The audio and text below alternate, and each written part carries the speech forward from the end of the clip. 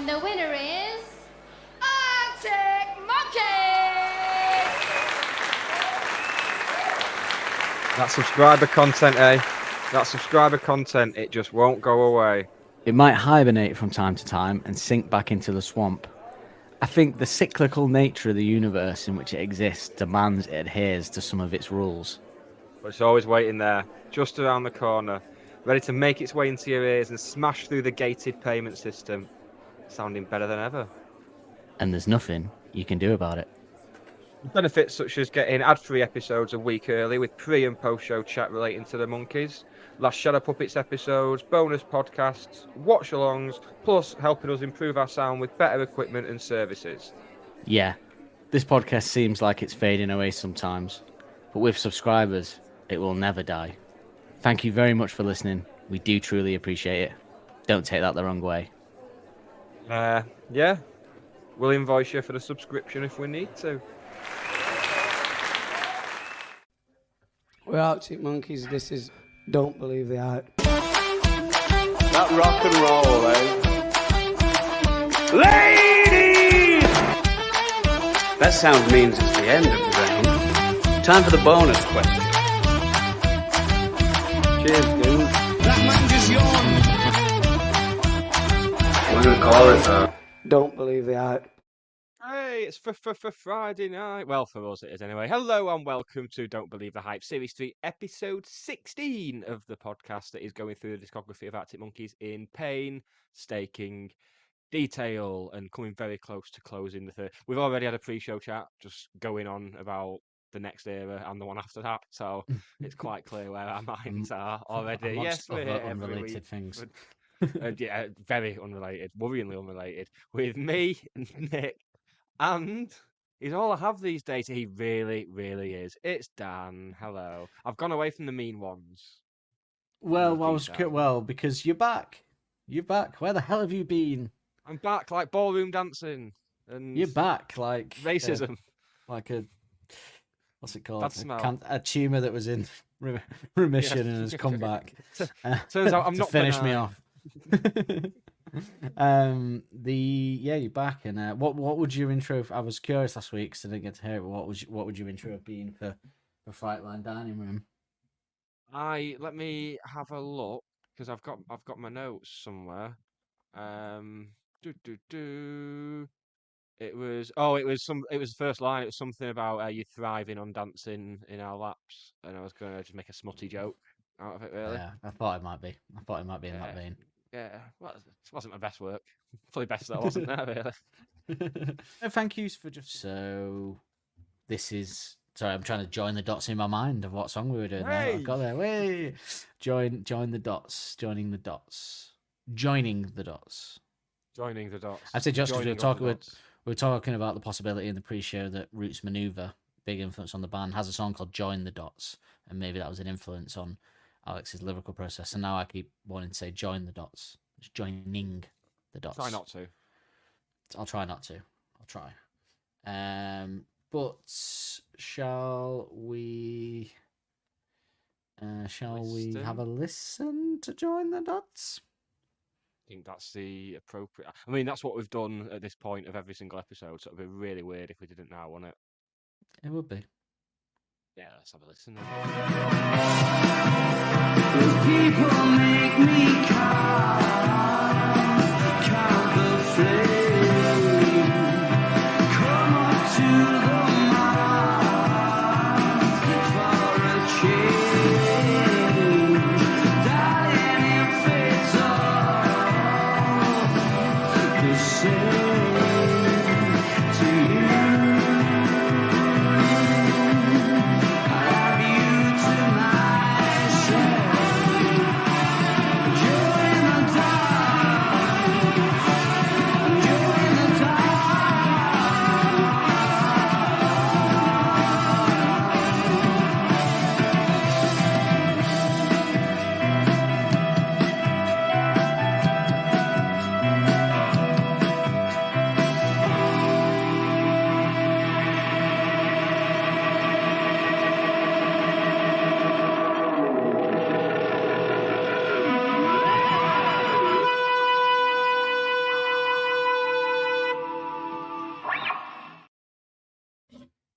left us with the end there, didn't you? You have to when it's you have to leave that. You can't. I was going to fade it out, and I was like, no, we're leaving that. It's there for a reason. I do enjoy this one. It's one I often overlook, though, if I'm being completely honest. This I'd say this whole My Propeller B-sides are ones that I know quite well, obviously, just from when they were out and stuff. But it is one that I overlook a bit but particularly out of the Humbug era and then overall. But I do like it when I hear it. But it just, I don't know why, it just doesn't capture, perhaps doesn't linger in the mind as much as the others. It's stiff competition in this era, to be fair. But it is a very good, very nice tune. But we'll get in to that, what we think of it, musically and lyrically. And we join the dots to piece together our thoughts of what we think of the song. Yeah. How many times do you think I can do that throughout the episode? I mean, the good news is I'm not fucking sick of it already. Yeah. So that's something. Let's join some of the dots for you and get some information on the song, shall we?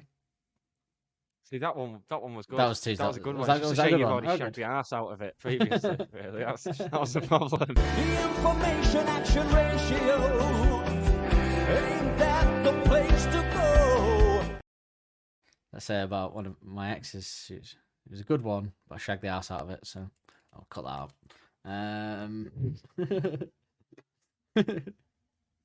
Ex joke. Underlined. Cut that one out.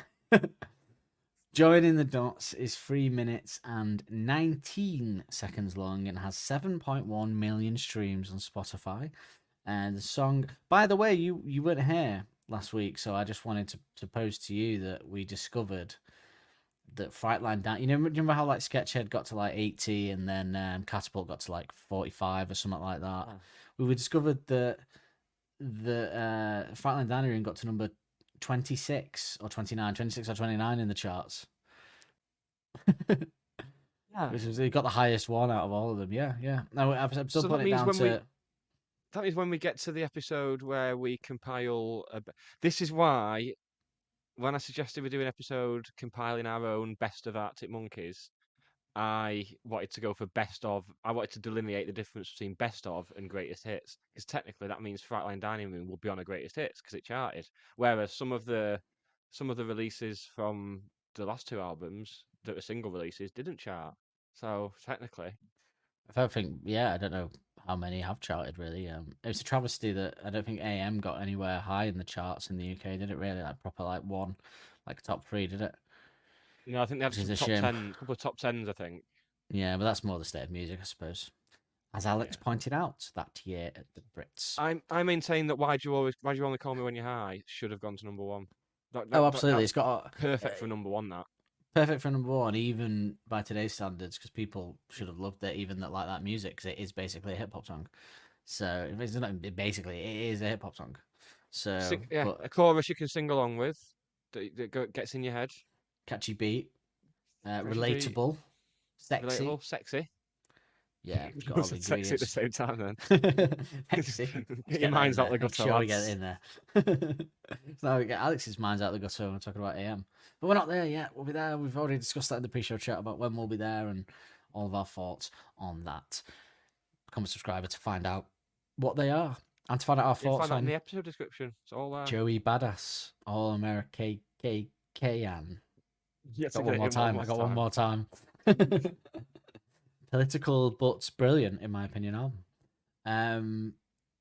Not that the political would make it not brilliant, like the saved. I was going to say, I was just about to pick on that. But to some it might. To some it might. Some might go. I don't want to hear politics in me songs. I don't want politics in me porridge. So songs, music is the place that I do want. I noticed. I do and I don't. I mean, it depends how it's done.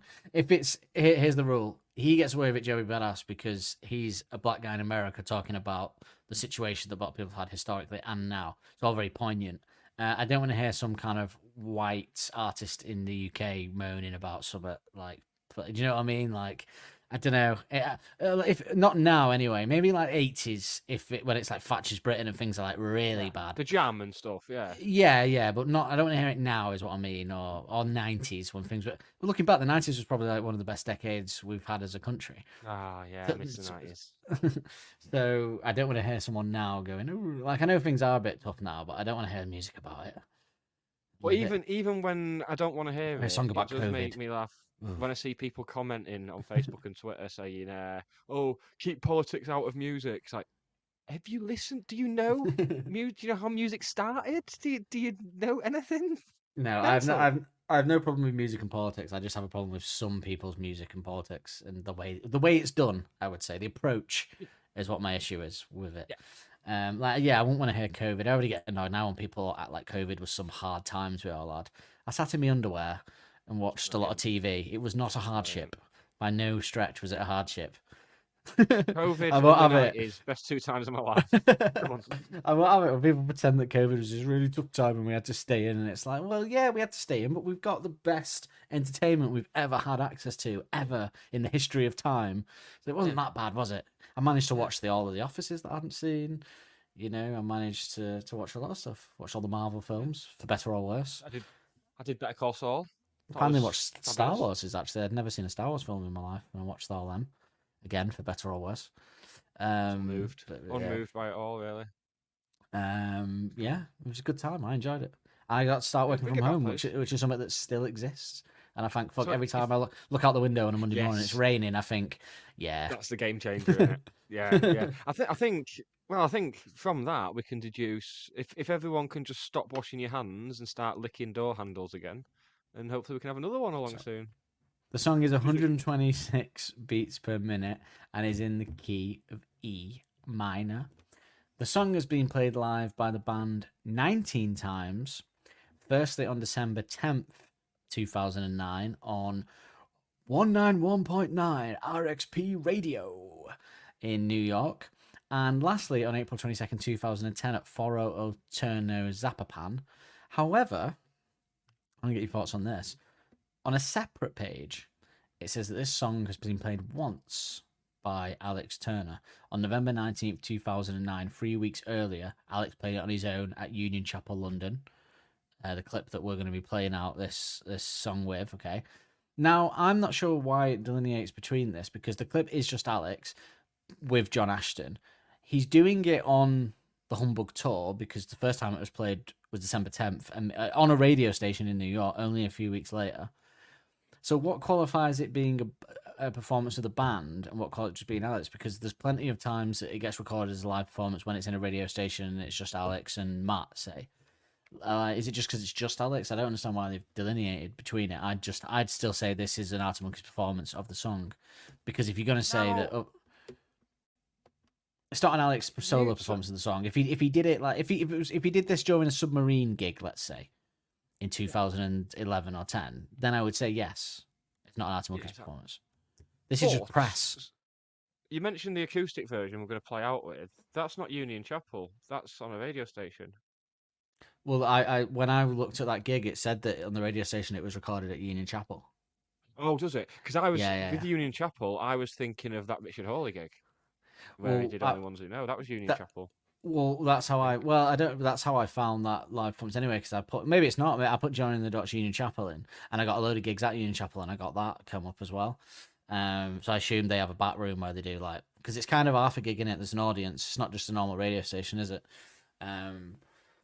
But would you class him doing it? Well, regardless whether it's a radio station or not, if it's not that one, him doing a gig at Union Chapel without the band, presumably with John Ashton or something, would that?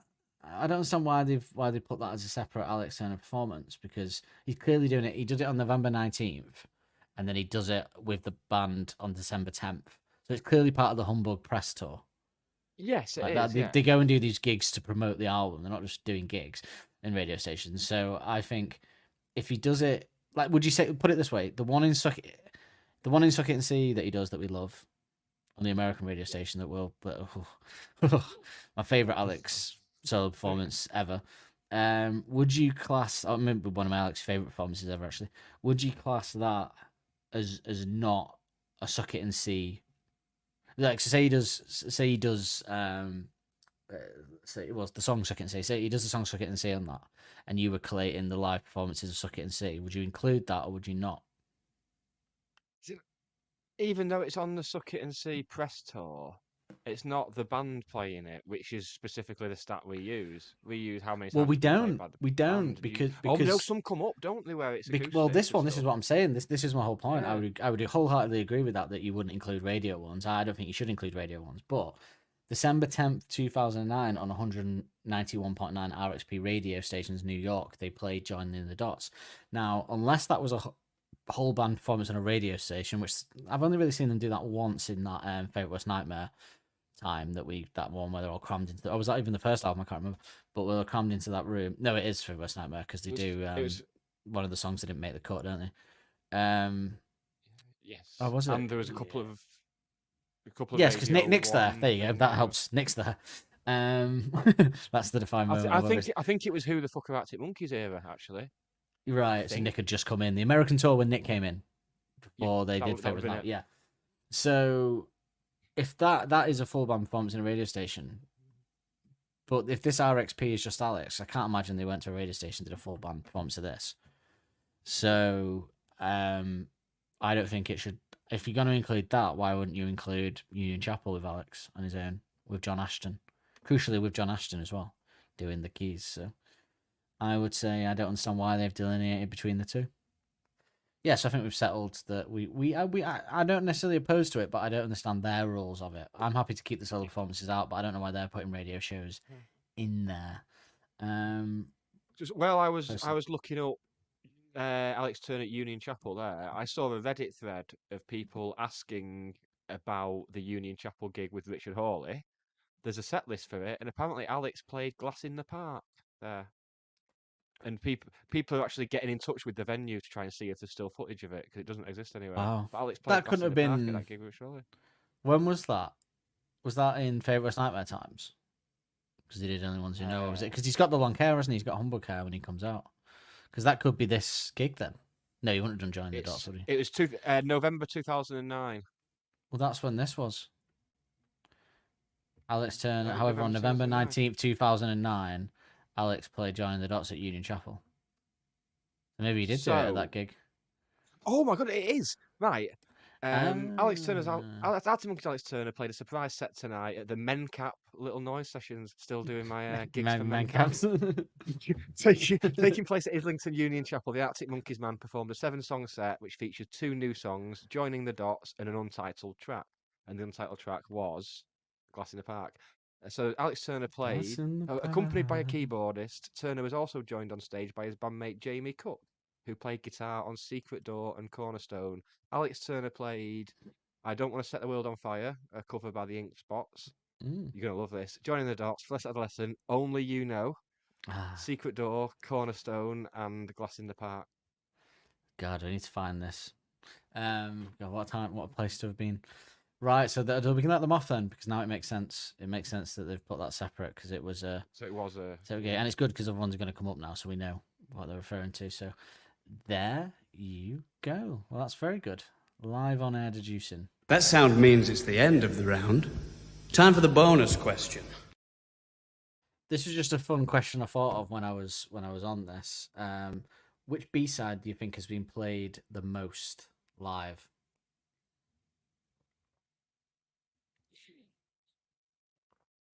Not Humbug, like, of all time. Oh, well. I just spotted it in the list, so I was like, all right, we'll do that.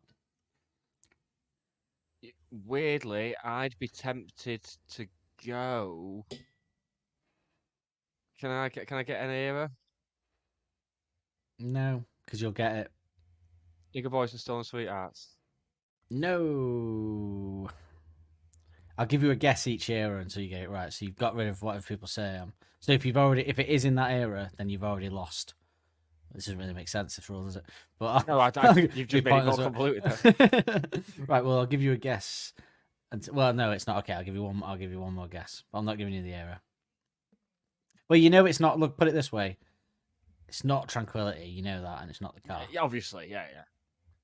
It's going to be... It's not whatever people say. Yeah, it's gonna be favourite worst nightmare era then, isn't it? Well, I'll tell you what. I'll get how many eras are left that it could be. 3? 5, No, that it 4, could be. 3. Favourite Nightmare, Humbug, Suck It and See, AM.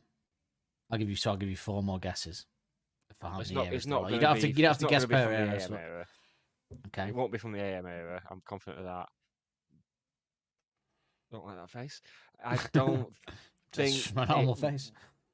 I don't think it'll be Suck It and See. As much as Evil Twin was played live a fair bit, I think we're looking at favourite worst nightmare or Humbug.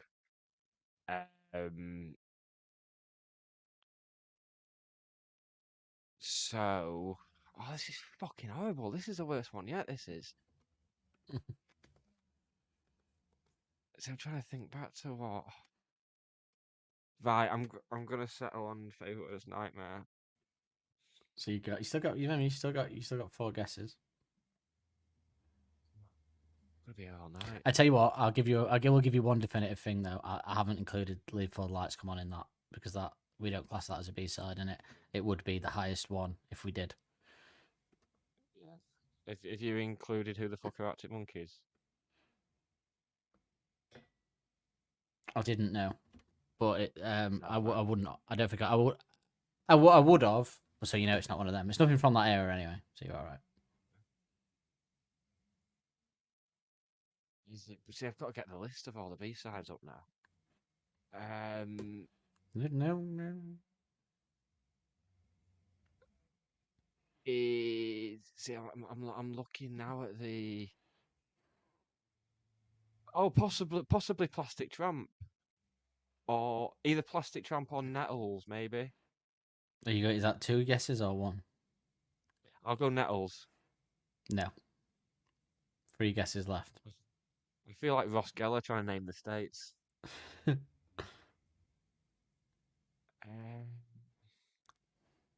So we've got right. So we've ruled out first album definitely.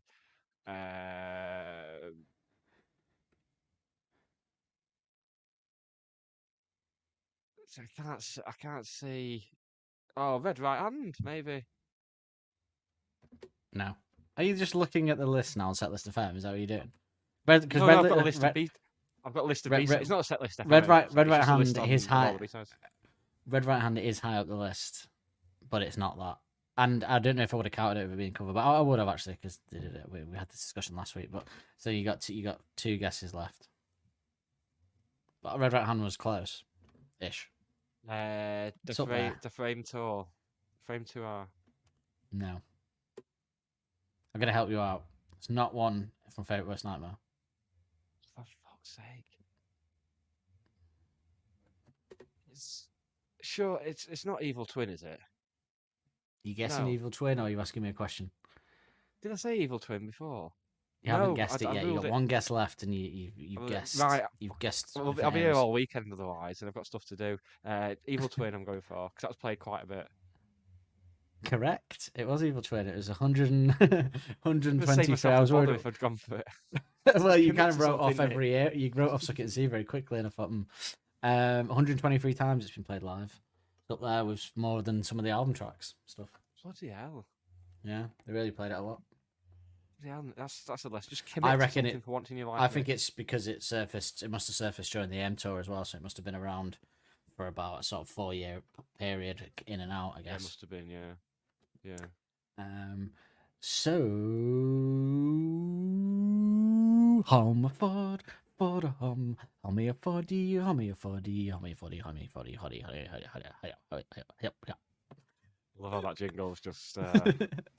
Well, I won't get to do it, will I? Well, let me tell you. See, it's a tough one, this, but again, I'm going to go Ford just based on what we've had B-side wise. Well, it's a sad day because that is the last time you're going to hear that jingle, Nick. Because I came to find out that every track on this single release was produced by the Arctic Monkeys. Really? They get the credit for it, so it's not Ford or Hom. It's Alex Turner, Jamie Cook, Nick O'Malley, Matthew J. Helders III. And I checked the other 2, and it's the same. So there's no point in doing the game. I guess could have done Home Report for the Home. Actually, because not told you that bit, but it seemed a bit convoluted at that point. So I feel very sad now, to be honest. It feels like, yeah, it I feels get like that the year again. has 'Cause now ended, it's just like, flawed forever, prematurely. isn't it? Maybe at some point in the future there'll be a song that we don't know was produced by someone different, and we'll go, Imagine oh, that. like a co-production or something, and we'll go, oh, and I'll be able to bring it back. But maybe that person will so. be Hom, and I'll be able to bring it back.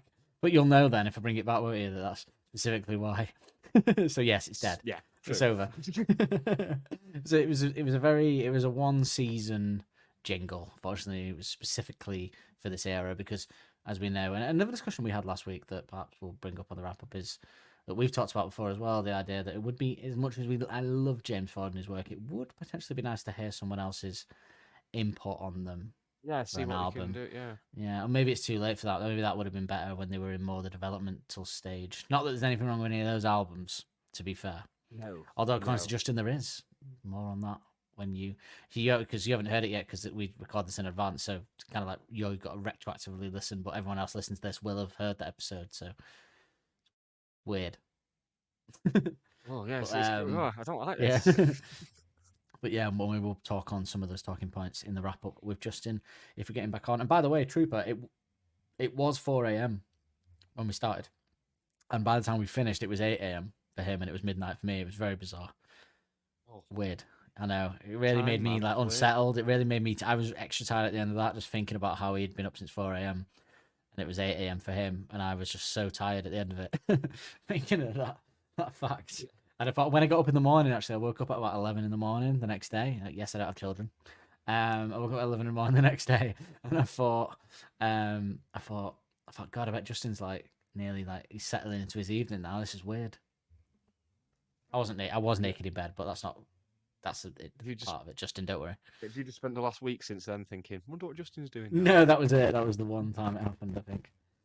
No, I thought like one more time when I was drunk, I think, at 11 p.m. that evening. I thought, oh, I bet Justin's just getting up again. that was about it. Time zones. See, I work in a job where I speak to people around the world regularly, and so I don't know why I'm so fascinated by it. But well, it's because usually they're not that far in advance because he's extra far in advance. You know, I speak to people in work when it's like 4 a.m. for them. No one wants to speak to me that badly except Justin, obviously. Well, Nick. There was no covers of this. Obviously, we're out of cover domain really at this point for this one. But I did see this, which just made me smile at the thought of someone on the New York subway doing a cover of this.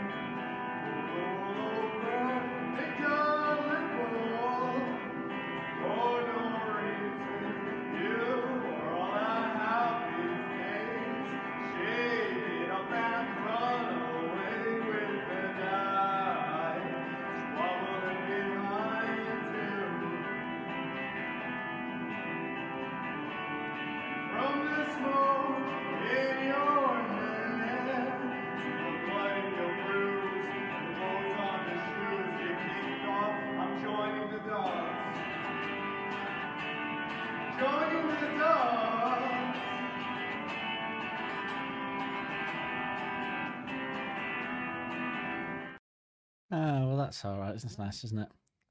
Now, I think he only did a really obscure song there, so that someone would come up to him and go, "Did you write that?" And he'd go, "Yep." I think he's an Arctic Monkeys fan. I'm giving him the benefit of the doubt, which is always nice to see. And he decided to do a cover. He has filmed it for that reason as well, though, obviously. But I like that thought of hearing. If I was on the sort of going across the subway in America and I got to hear someone doing an Arctic Monkeys cover, it'd make my day probably, especially an obscure one. Yeah. It doesn't really get much more obscure than that, really. Not really. I can't think of many B-sides that are in the Arctic Monkeys repertoire way that most people wouldn't, even sort of fans, wouldn't know or would hear it and go, "Oh yeah." Even we said we don't listen to it that much. So This week I've very much got into songs being covered where you wouldn't expect them to be. I've got into the whole scene that's gone viral now. so this sounds niche. What's this? The Indonesian British Britpop scene. there's like Indonesian bands doing like indie nights and doing like Stone Roses and Oasis and New Order, so it's mad, and they proper go for it as well. You sent me that, and I'd seen that ages ago. Someone had sent me that Yeah, ages yeah, ago. it's come back up again for some reason. Yeah, it's gone viral again on TikTok. I think that's the reason it's big again. Maybe we can get a Korean scene started, and Justin can, can give us live. Yeah. You can be our Suck his Indonesian job off and correspondent. start a band. Well, no, I just meant he could be our correspondent from Indonesia, like on the news. You can go on and tell us South about Korea the scene. probably is where he do it. Sorry, That's yes, where he South Korea, yeah, famously. Yeah. That's what I meant. Any reviews? Fancy some reviews? I do.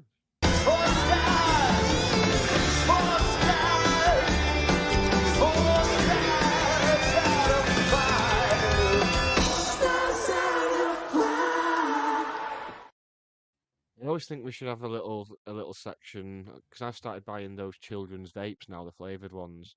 So you should. Fuck's I sake. think we should start doing a thing where you guess what flavor I've got.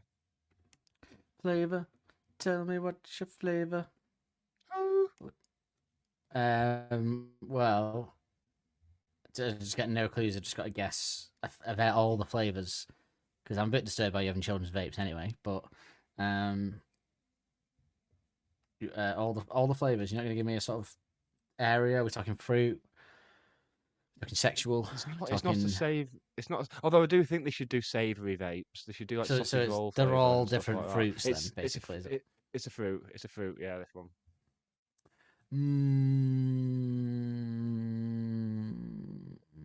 Cherry. Is it really cherry? Well, a lot of the times with you, because we're quite similar, I just sort of think, what would I buy if I was buying it? And cherry was sort of top of the list.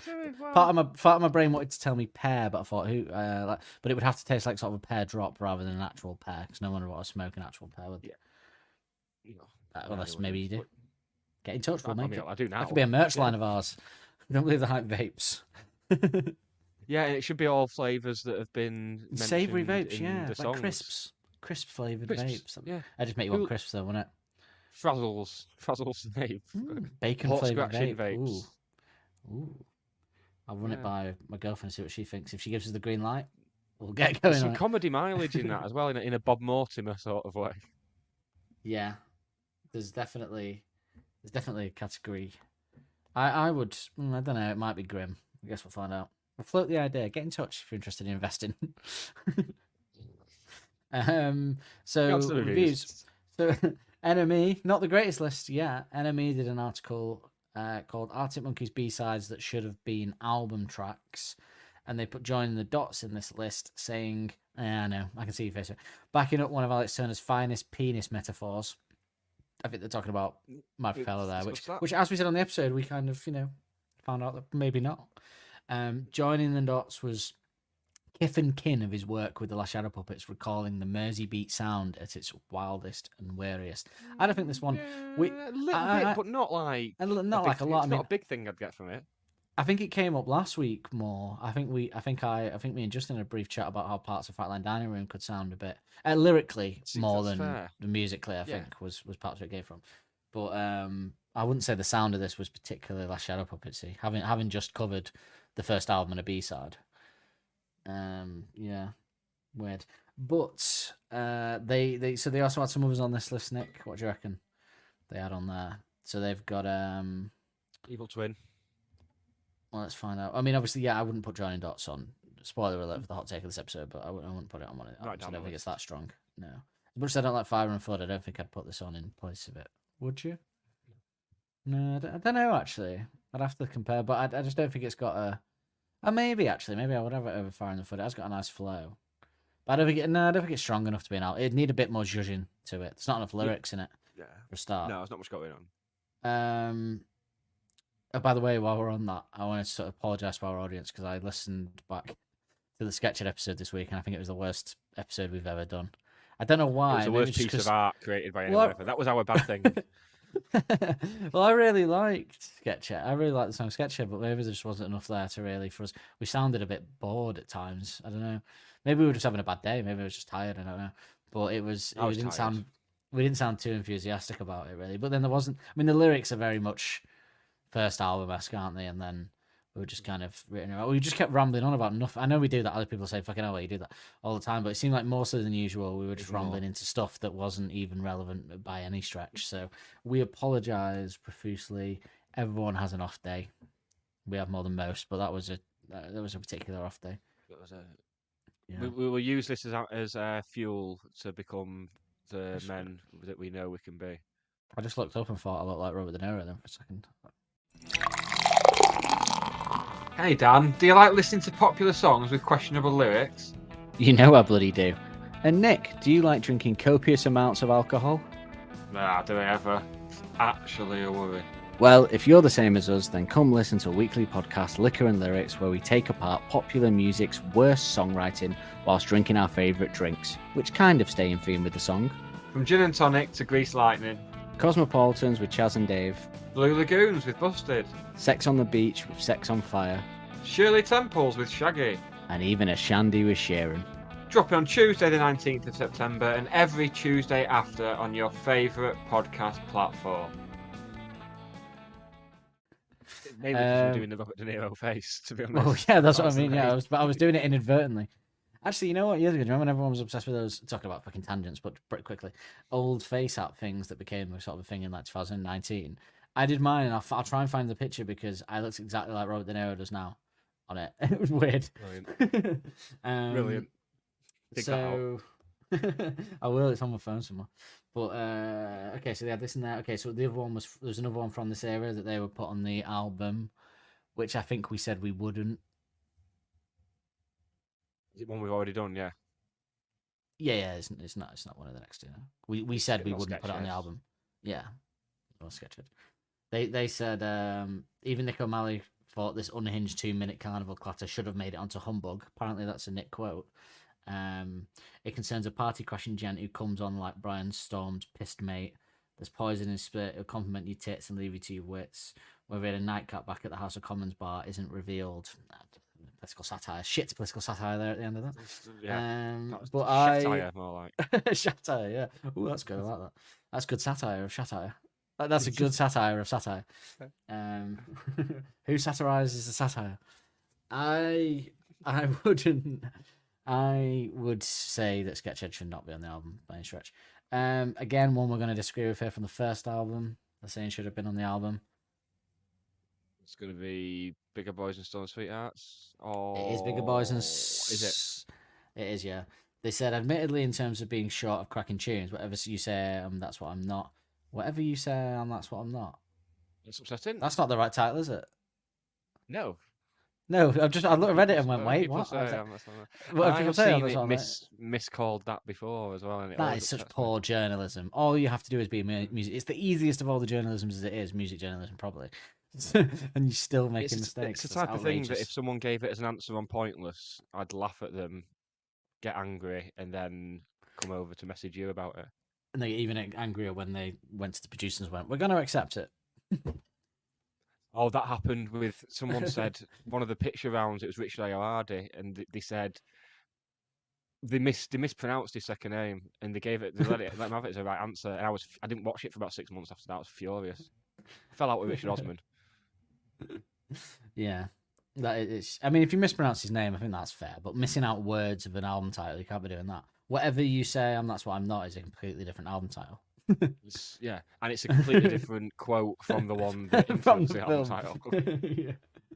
Yeah. They said whatever you say, that's what I'm not. Wasn't exactly the new Bjork album. Don't know if I'm going to go at Bjork in this, but such was the glut of great material the Monkees were swimming in 2006 that this charming teen romance about getting your girlfriend nicked by the school dep didn't even get a look in, when most bands would have built an entire career around it. It's a good song, but of all the songs that I would say most bands would have built an entire career, I think you'd be hard pushed to build an entire career out of Bigger Boys and Stolen Sweethearts, to be honest. As much as I love it. Yes. Love it. I'd listen to it this week because it came up in conversation. I mean, but still, I guess it's not like album, is it? but I guess if you're aiming it at bands that build a career out of like The Enemy or something, I guess it's still better than any of their tunes. So yeah. So it's a good, actually, a good point well made. So the next one that they're saying should have been on the album is from Favourite Worst Nightmare. I'm not going to read what they say anymore because it just annoys me. Is it What If You Were Right First Time? No, but that Or is the correct answer to which song from that era yeah, should have been on that's the the album. one. They've not said Temptation, have they? And Justin, I asked Justin last week because it's his favorite era, and I said, "Did you agree with us, by the way, that What If You're Right First Time should replace The Bad Thing?" Because I thought you might have affection for the album as a whole, like we do with the first one, and not what changes you Finn. And he said, "Absolutely not. I would put What If You're Right First Time on the album." So there you go. Coming He from knows. He gets a us. fan. No, it's The Bakery, which I don't think I'd put on there. I don't think it's no. Very next, strong B-side, one of the strongest B-sides, but still not. Next one's not so bad. The one after this, the last one on this list, is a pathetic inclusion in this list. But this next one, not so bad, but I disagree. But it's from Suck It and Sierra. Is it Evil Twin? It is Evil Twin. Now, I just wouldn't take anything off Suck It and See personally, same. and for me, perfect. Like, as much as I think Library Pictures, yeah, great, all tunes. I mean, I did say last week actually, because this was one of the things we were talking about, and I did make the claim that I could lose if you asked me, we're going to go back in time and we're going to take Brick by Brick and Library Pictures and Don't Sit Down because I move your chair off Suck It and See and make them B-sides. But we're not going to put songs that exist on.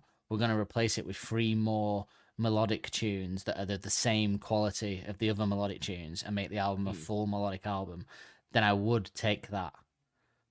But that's such a specific, like, only if I'm getting 3 songs that are as good as Suck It and See and Reckless Serenade and stuff like that, which, you know, I made the joke. I was laughing last week a bit like the David Bowie film. It's like, oh yeah, I'll just knock you up another 3 fucking Suck It and See, shall I?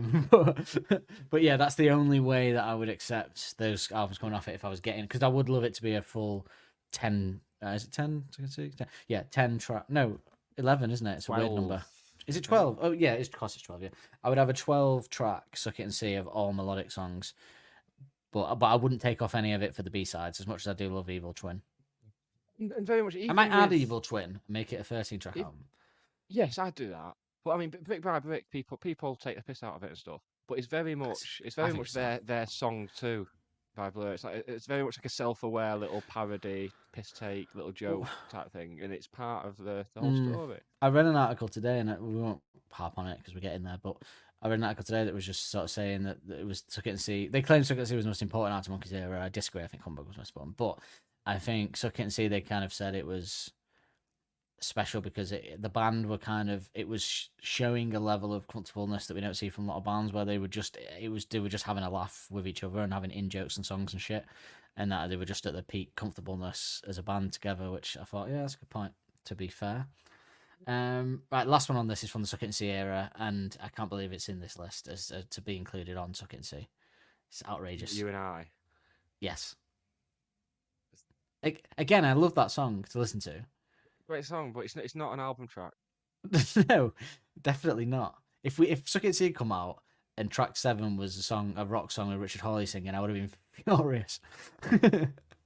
If track 7 was a rock song where the middle part of it is I had a woman, she went away, and now I'm lonely, fuck it. I'd think, no. By the way, I I assume we're going to cover the Submarine album for subscribers in break baby. in between this and Suck It and See. Yes, we are. Yeah, sign up, people, sign up. Don't miss that. I can't wait for that. Don't miss that. I was going to say we'll do an offer for the rates, but we're not going to. We do have an offer. It's if you go on Apple, I think it's on Apple, you can get a week's free trial anyway. But just try before you buy.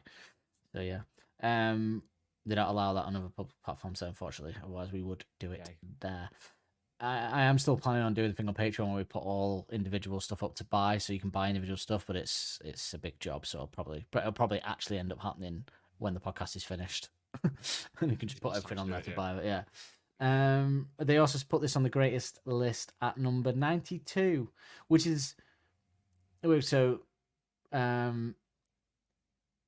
It's annoying because it's higher than Frightline Dining Room was last week. Frightline Dining Room was at like 98. Which me and Justin got very annoyed about because that's outrageous. They said there are fleeting moments where this misty number twinkles with promise. The distortion heavy chorus skyrockets to another plane, but it lacks the essential magnetic pull of your typical Monkeys tune. A minute ago they were putting it on the album, so There's different journalists. Pointless waste of time.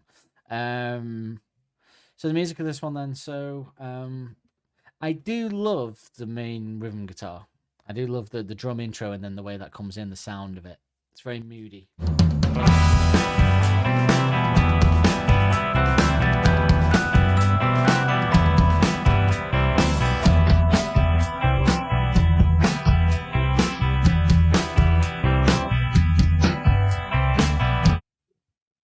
I'll just like that, the sound of it. And from the video we saw the guy covering it, it's a very basic chord structure as well. It's like G, It C, really is. I'm E, surprised something at like that. that, It looked yeah. like. In that respect, in terms of rhythm guitar, it almost fits into a same sort of family as stuff like Bakery and Too Much to Ask for me.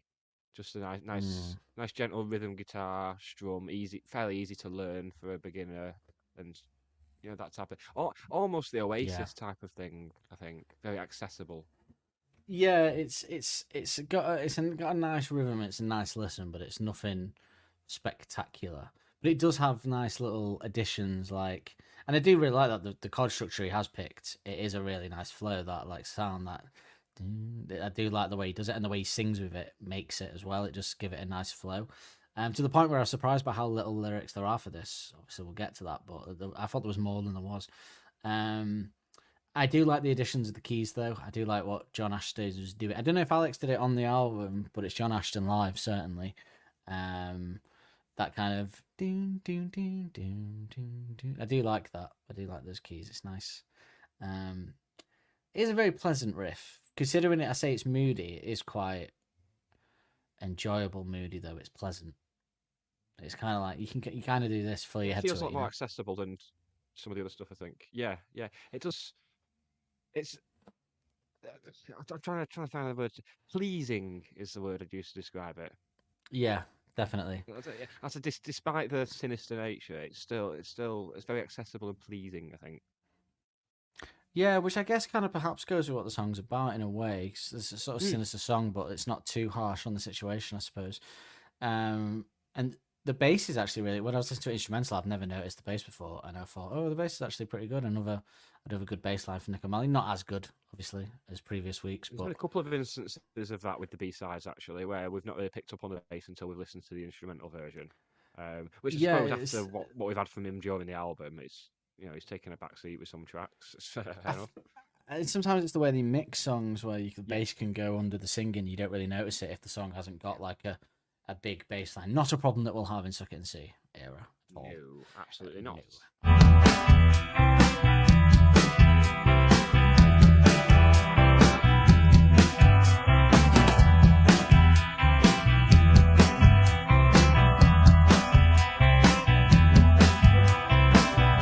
When we kind of said it before with the band Blossoms, how we always felt like from their look down to some of the sounds that they've had sound very humbuggy.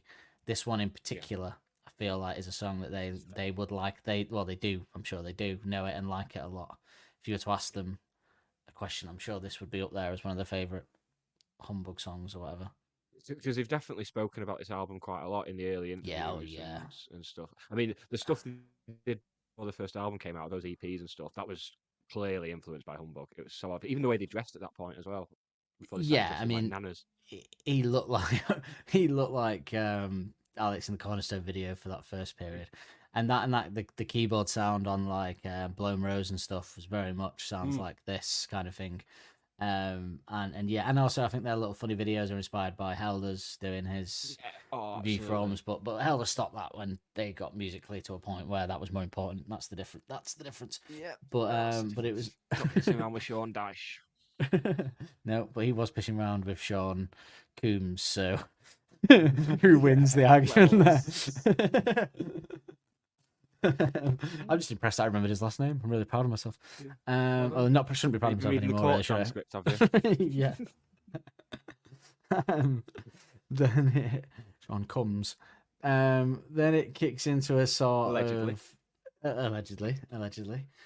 Then it kicks into sort of a more anthem type sound, doesn't it? With the addition of the other keys and the more upbeat sound and the guitar. It's got the chorus is very anthem rock, almost.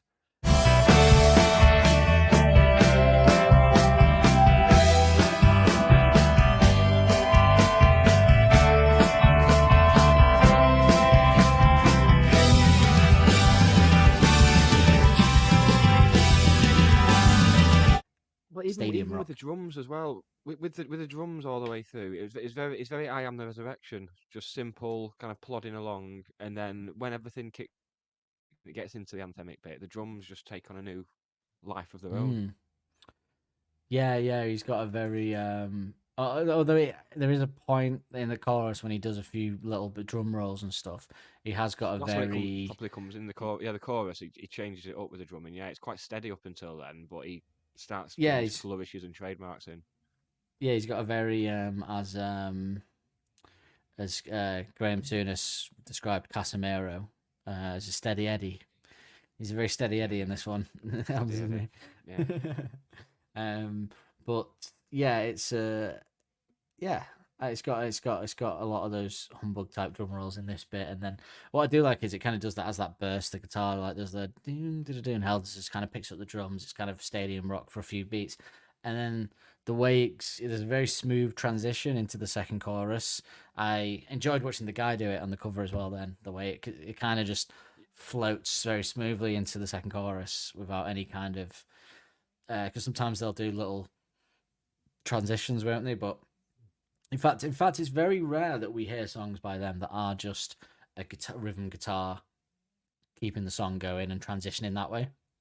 There's normally more flair to it. Think back to like Leave Before the Lights Come On, where just you get in the middle, you get this ding ding ding ding ding ding ding ding. To go right, I need a drink. I'm going out.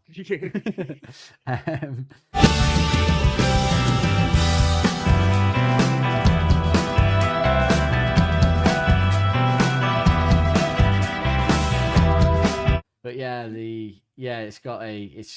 can't think of many songs by them that have this instrument, sort of this playing strum. Like normally only like acoustic ones that do that for them. I can't think of many electric guitar songs where there's just a rhythm that guides it through in this way. Apart from obviously, like even on Suck It and See, really, there's a lot of sort of lead and stuff like that, isn't there? So there's very rarely strumming like this on Arctic Monkeys songs up until. Oh, I'm trying to think. Maybe the car. A fire. No, that's acoustic. The car has a couple like that, but I can't think of many more. That's it. Yeah, maybe that's why they keep it as a B-side, because it isn't as good as their usual standard. Maybe of like in the second verse, there's a sort of eerie keys sound in the background as well. They had a sort of. Oh, but actually, I didn't know if it was keys or it was a guitar feedback. I couldn't tell whether it was the feedback from the guitar because you could hear this kind of noise that was like it sounded a bit like when you leave your amp, like sort of on. Buzzing, So I didn't know because if they just recorded it live and done that on purpose, left that on because it didn't sound exactly like keys. It sounded like it could be feedback.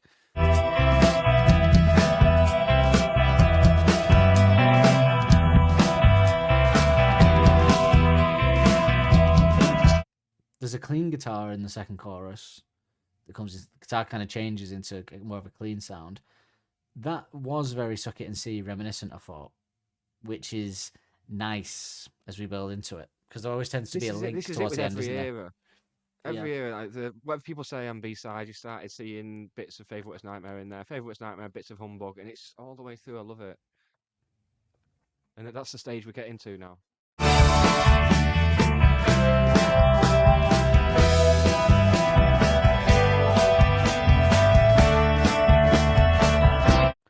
Yeah, absolutely. And I thought I'm not sure if we'll hear more in the next two, but it did remind me of Suck It and See a bit. And I thought, oh, nice, the link is here. We've reached the segue. Will there be will that continue? Will there be a Suck It and See B-side that leads us into AM? I'm trying to think what the last couple are. I'm not so sure really, but it'd be a bit. I think the Suck It and See B-sides are more akin to the Suck It and See the AM B-sides than they are the AM songs. Yes. There's a similar sort of rock sound there. Then we get a classic Monkeys pause and the rock comes in.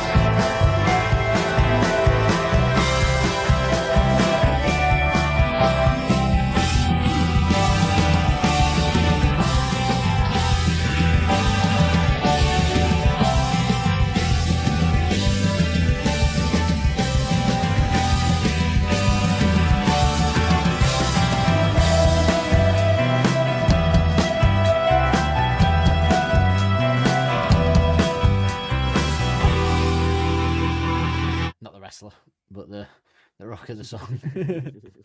But the song Crossover just of the like year. the song just goes absolutely great guitar lick. I do love that. I know it's in the first one, but I think in the second chorus it's more out there. It's more in your face. Hell does have a wig out here. He does go wiggy out in the second chorus more. He takes off the handbrake. It's just fantastic. I do really like this part of the song particularly. It's more like what we've come to expect. Yeah, absolutely. But they don't keep that up. They do that, and then after that, it goes very melodic, very nice, Again, sort of beautiful guitar sound, with the lead just bringing some atmosphere in the background. It's all very very nice, and it sort of builds into a nice crescendo, using all the instruments in the perfect way, including the keys. The keys come out more. Ashton's involved, or Alex, whoever did it, and yeah, it's just really. I suspect it's Ashton because I think they probably recorded it live. It's got that sound to it. That sound of being recorded live, without a doubt. I'd say it's Ashton. Especially if that is the guitar feedback in the back.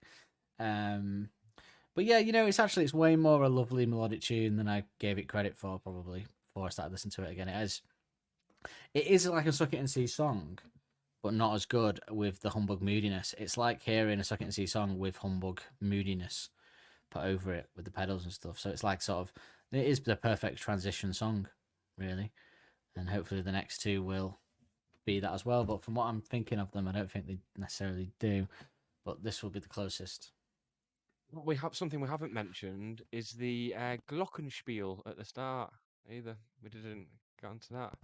It sounds like keys on first glimpse, but it's actually a glockenspiel, and it is Alex Turner on it.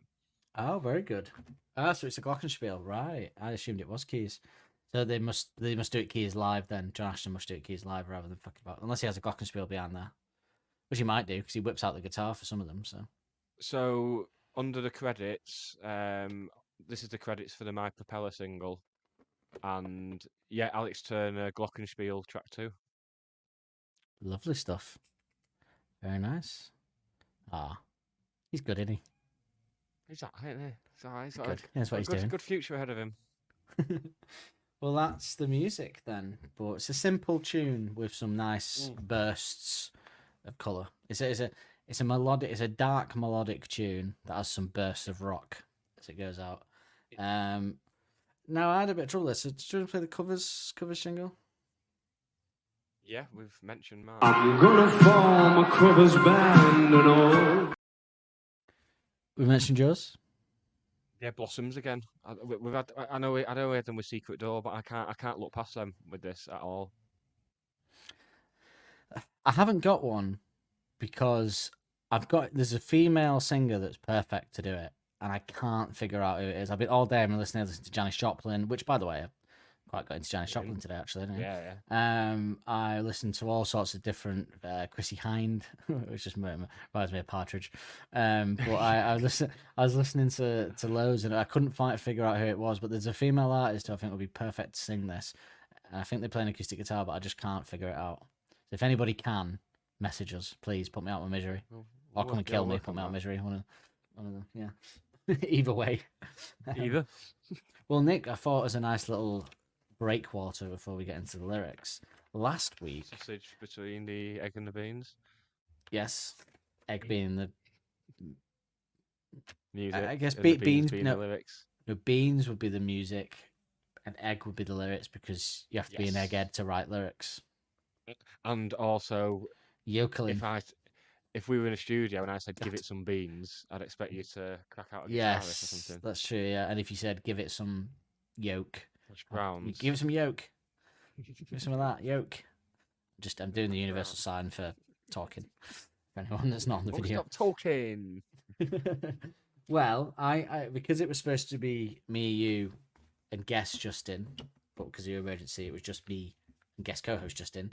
I did in the pre-show and post-show because we couldn't do the album. I did a quiz for him because at Christmas time, there's no need to be afraid. at Christmas on the Christmas special when you were there. By the way, Justin posed a theory that people are going to start thinking that he's not real and it's just you doing a funny voice because an American accent because every time he's on, you're not on. He's one of my comedy characters. Your character's outdone you. He was quite insightful, actually. Yeah, I can write, mate. I can write. Just can't perform. That's a problem. That's your accent. But yeah, so basically at that quiz, we did your era to do at Christmas. Justin's was Favourite Worst Nightmare, and he got 26, and Matthew got 22 for Tranquility Base. So Justin's the current. If we had like the kind of the leaderboard on Top Gear thing, we'd have for the guests. We'd have say something racist about Mexicans or something. No. Oh, Make what? it So you more can like Top be. Gear? Well, apparently he's just a character, isn't he? So he said the other day. So No, I meant to make it more like Top Gear more than anything else. I wasn't. no, I know, but if you not hear, he came out class the other day saying that all Oh, those God, stuff he yeah, says yeah. is just a character he's been doing. Yeah. Right. Yeah, because Stuart Lee did that thing. Didn't Method he? acting, Stuart Lee isn't did it? a big set about wanting to kill the Top Gear crew, and then ends it by saying it's just a joke, like on Top Gear. It's just a joke. I do hate them all, such pricks. But so you got 22, you got 20. So Justin's the leader, followed by Matt. So because he was on, it was your turn to do your era. Yeah. But because you weren't, I did it to Justin. Now I'm not going to add it to his score, but just as a benchmark. Okay, so we did it in very much the Mastermind way. I did have the Mastermind music last week, but I presume. Well, I have. Have you something left for it, or you, did you mate. remove it? I have this. Well, okay, that might work, but at Christmas, I did the Mastermind. What's it called? Yeah, Mastermind. I did the Mastermind music. I ended up turning it off because it was so irritating while I was trying to talk there. I didn't, but this one might be less so. So I just did it as an intro. But we did Turn it. it off for now, shall I? Yeah, turn it off for now because we're Totally trying to finished. explain it. So 19. So you got 19 out of 40. Now what we do is we got you 2 minutes to say them all. If you get as many as you can get. And to be fair, that isn't where it ended for Justin or Matt at Christmas. They got to carry on, but we pitted them against each other for the answer. But we don't have that option here for extra points. So you can go on after the time, but any that you don't get or get wrong in the time is gone.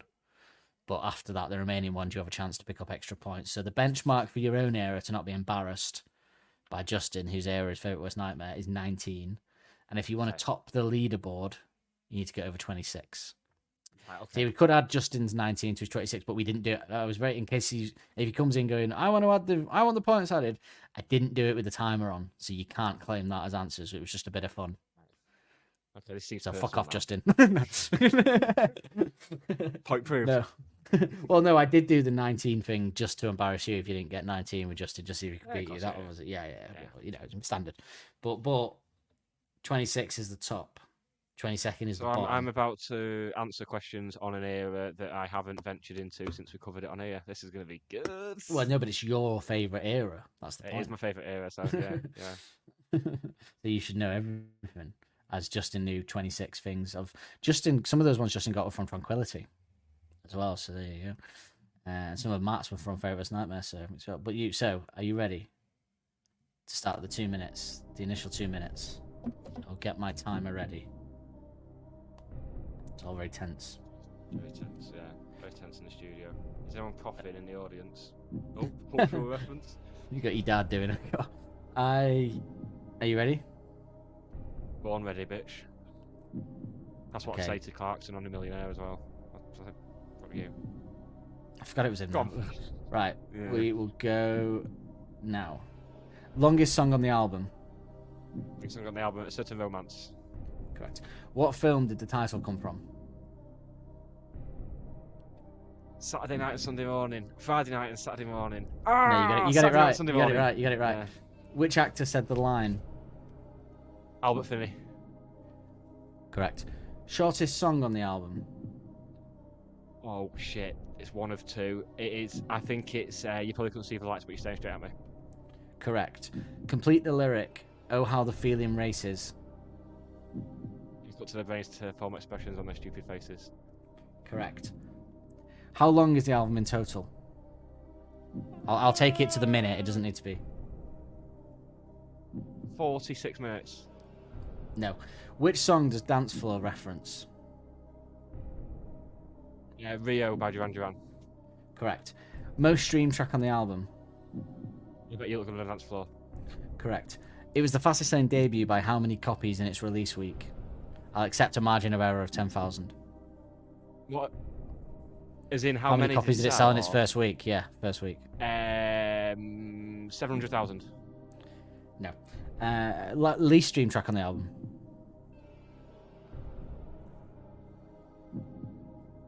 Red light indicates doors are secured. No.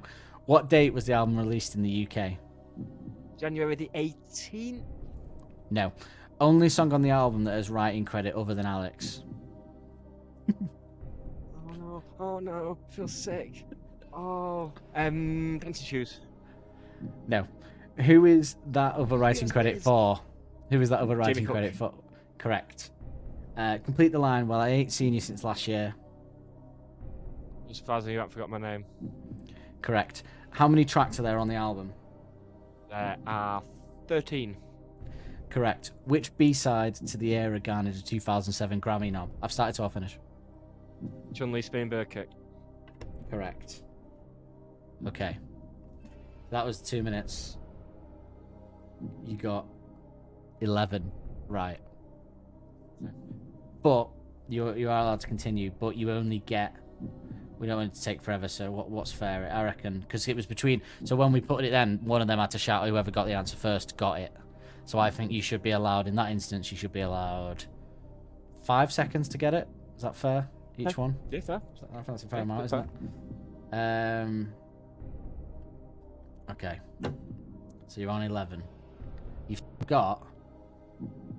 Oh, by the way, stop the music a sec. I'll go. So I'll just stop the music for this bit now. It's getting a bit annoying. Oh, it was fun for that bit, but it was fun for that bit. Makes me feel But- sick. So the ones you didn't get. Makes me need a poo. So the I actor. didn't Did you get the actor? home for Still Take You Home. Albert Finney, you got Yeah, that. Still Take You Home. Still Take You Home, you didn't get. No, the album is 41 minutes long. 41 minutes.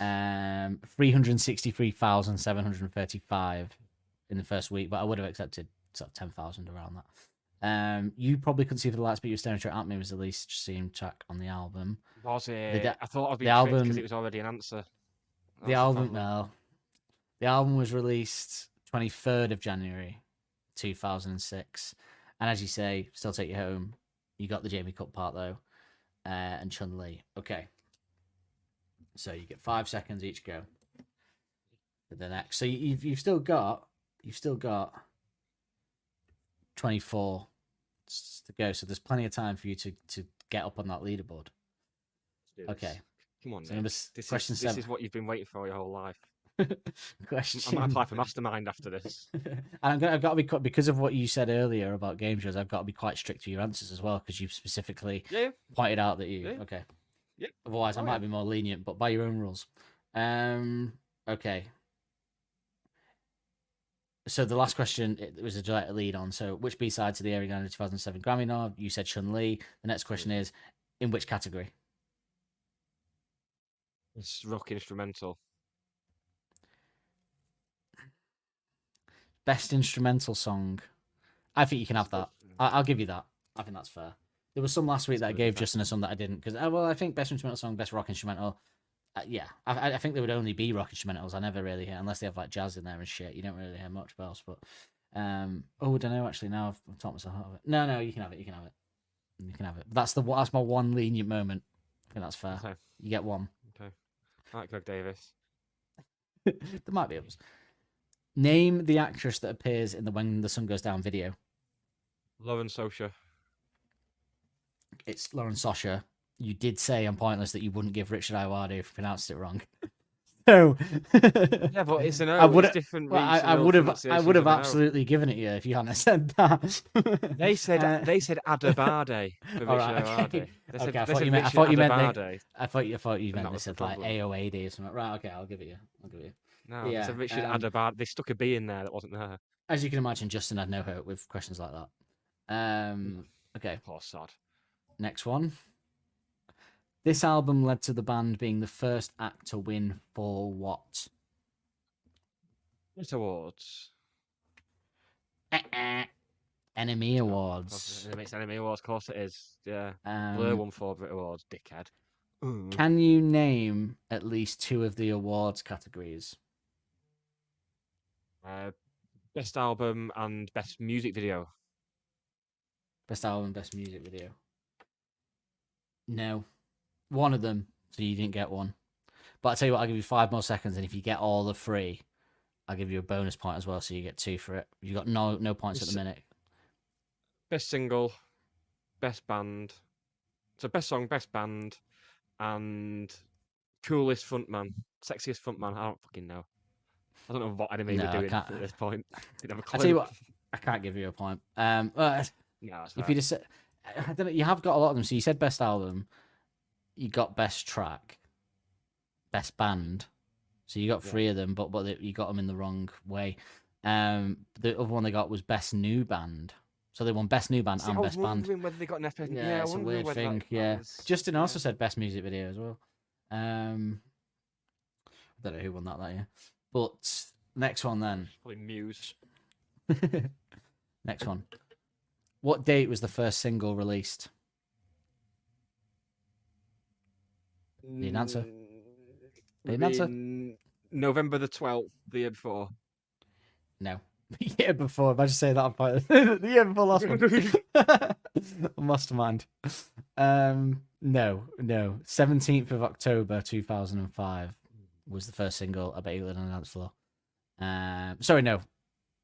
Yeah, sorry, dance floor. So I know you might say Fake Tales, but it wasn't. I don't think it was officially No. released in that way. No. No. Okay, well, so 2 down there. You're currently on 13. So you got 6 to get right. You got quite a lot of questions left, but you got 6 to get right to beat Justin last week, but you've got 13 to get right to top the leaderboard. Which song did it knock off the number 1 spot? Now, I don't know. I need an answer. Gangnam Style. I thought you were going to fall into the trap of saying McFly because it stopped McFly getting to number 1, if you recall. But Yeah, that went through my head. Yeah. no, it knocked off "Push the Button" by the Sugar Babes. Oh, Off the tune. number 1 spot. Yeah. Okay. I like Arctics. What are you doing? Question 23. How many B-sides are in this era, including an EP?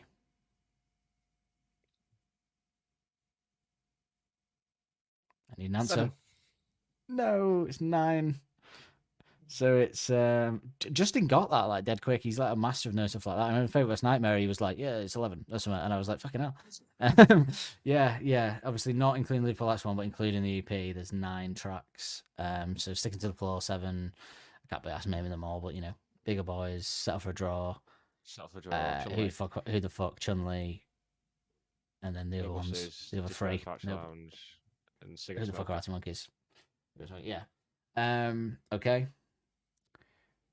Finish the lyric. But she's not nice. She's pretty fucking far from nice. You're looking at you funny, rarely looking at you twice. Correct. Really shit yourself then. I do check you got the wording right. Okay. James Ford appears on which song? Right of Van. Correct. Playing. Keys, boards, keyboard. Yeah, it's organ, but yeah, I'll give you that. I think Justin did the same thing, so it's fine. Keys, yeah. So that's 16 you're on now. Okay, finish the lyric. And these lads just wind the coppers up. Just why they don't catch proper crooks, get their address and their names took. No, that's not why they don't catch press crooks was enough. Okay, 17. Just to show off a bit. I'll do it on Mastermind. Who is on With the people album? tweeting about me. If I was on Mastermind, people would be tweeting about me. Oh, you want this wank on a Mastermind, smug cunt. Oh yeah, Claim the a one- cash that- prize. that guy that went. When's the first single released? 12th of Never last year. The last full year of the last one. Well, they knock off the top spot. Gangnam Style song that came out 15 years later.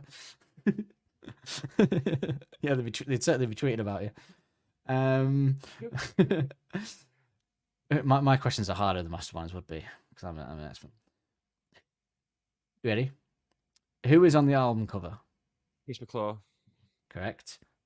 Okay. And which city was the picture taken? Liverpool. Ah, okay. That's interesting. So you're on the 19. You're level with what Justin did. I'll give you a bonus point if you can name the bar the picture was taken in Liverpool.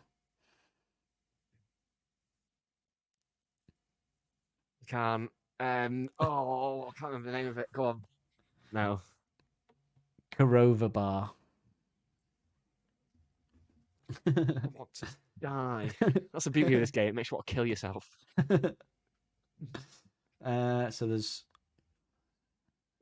11 questions left, and you're on 20. So if you get more than 6 of this 11 right, then you take the top spot. 7 out of 11. 7-11 needed. 7-11 needed.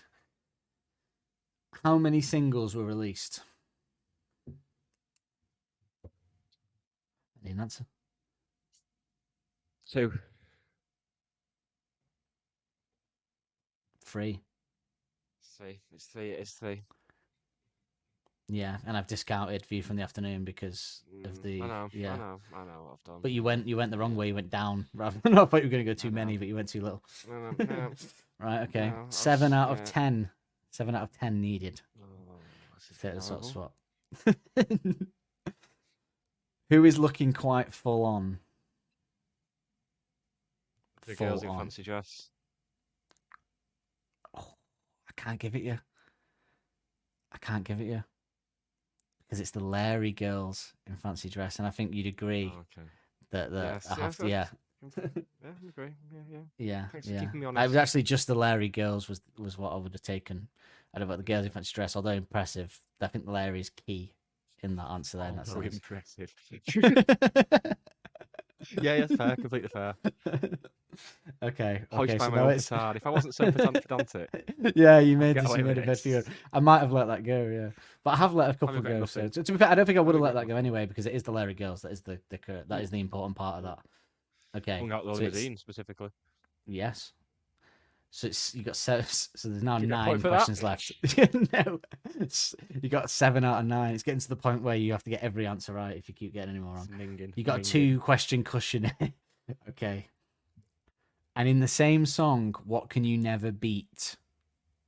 Bandit. No. Correct. Correct. No, it was just the bandit. I won't accept that. It was. It's not what I asked. Okay. Okay, so now you just got to get 6 out of the remaining ones. 6 out of 8.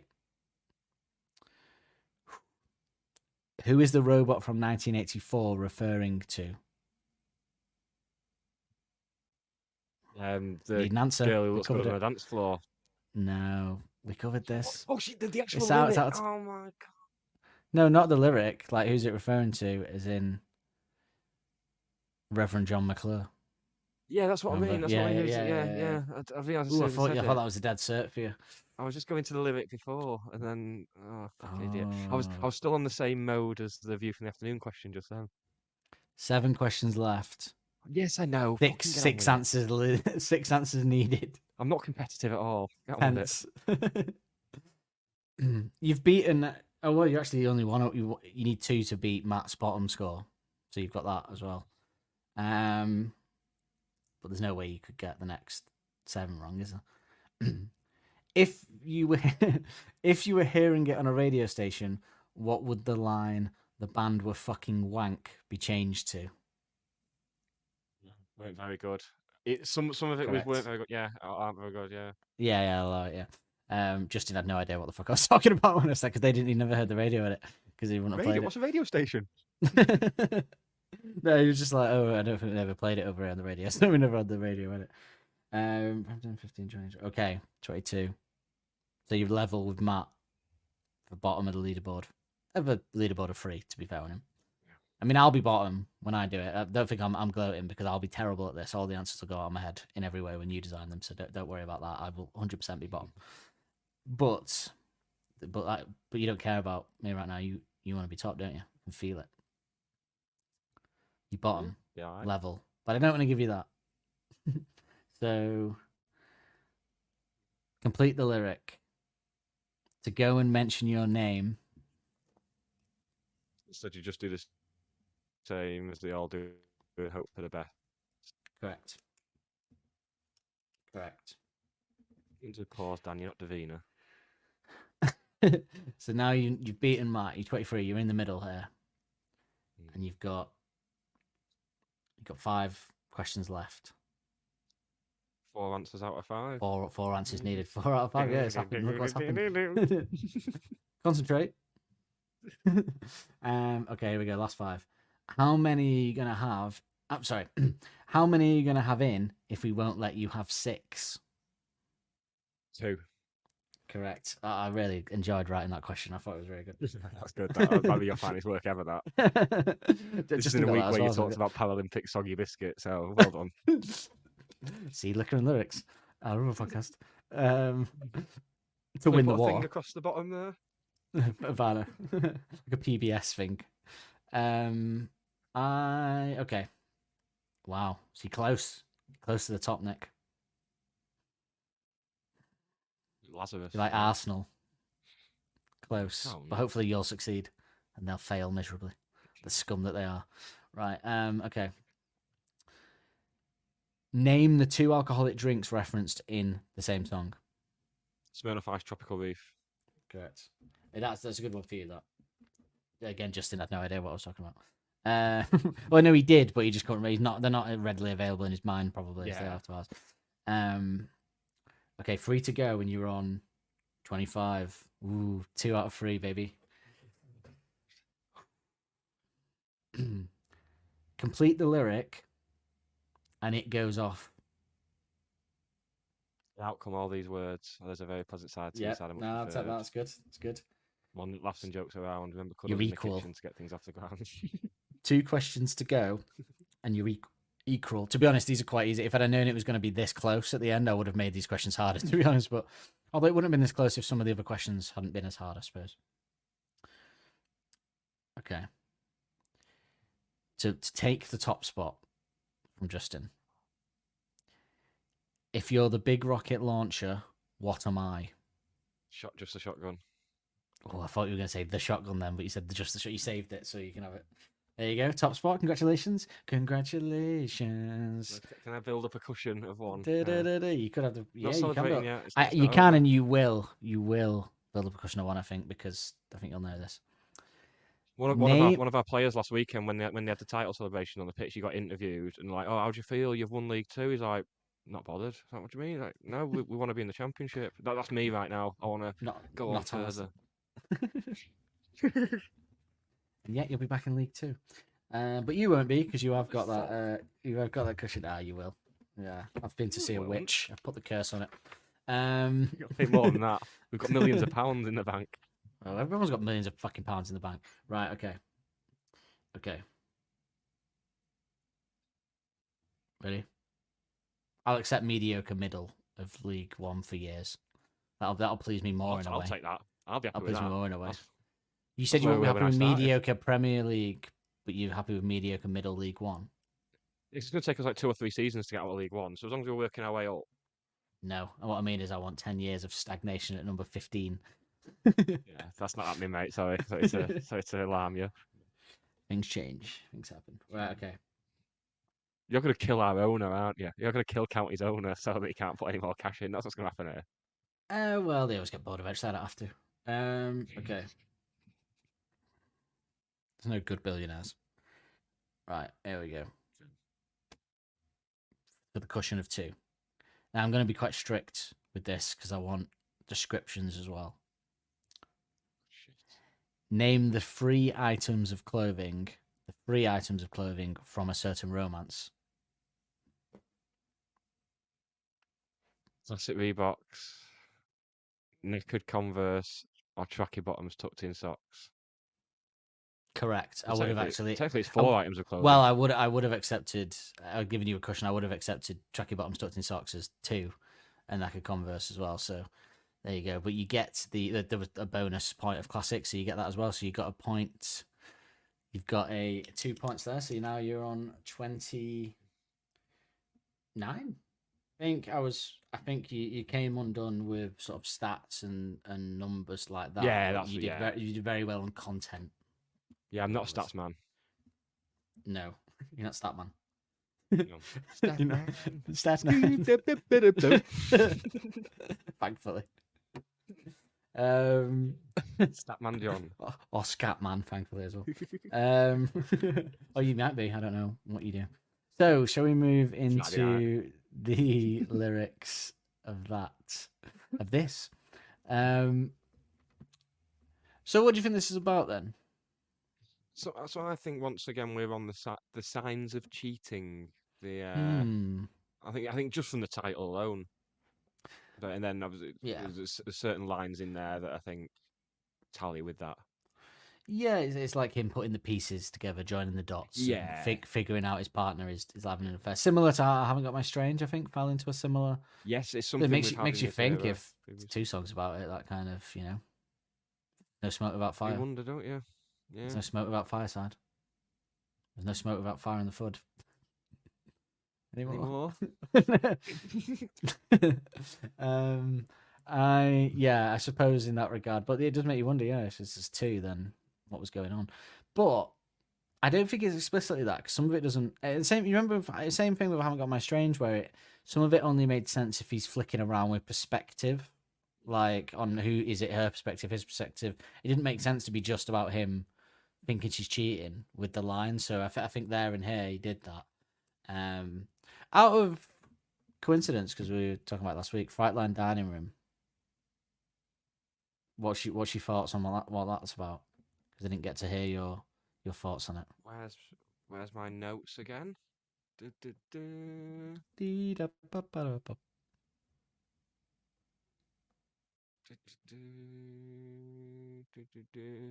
Just wait while Nick So builds up genius. This is no, I've got a folder here with so many notes. It's ridiculous. I've got to fall through them.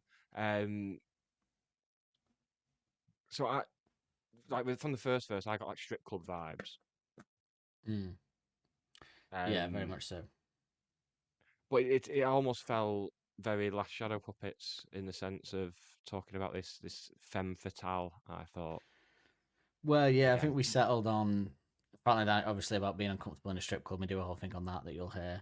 And we decided that Frontline Dining Room is probably like the best way to describe a strip club ever. And then sort of it being about him being a insomniac and wishing his girlfriend was there to keep him on the straight and narrow. He can't sleep. Very similar to Pretty Visitors with the insomnia stuff about him being up all night and stuff like that, and being jealous of who we decided was Helder's snoring next to him.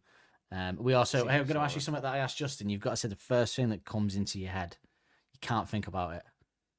You ready? Okay. Tits. Mum's tits. It's not a rock show. It's not a rock show, Peyton. Don't worry.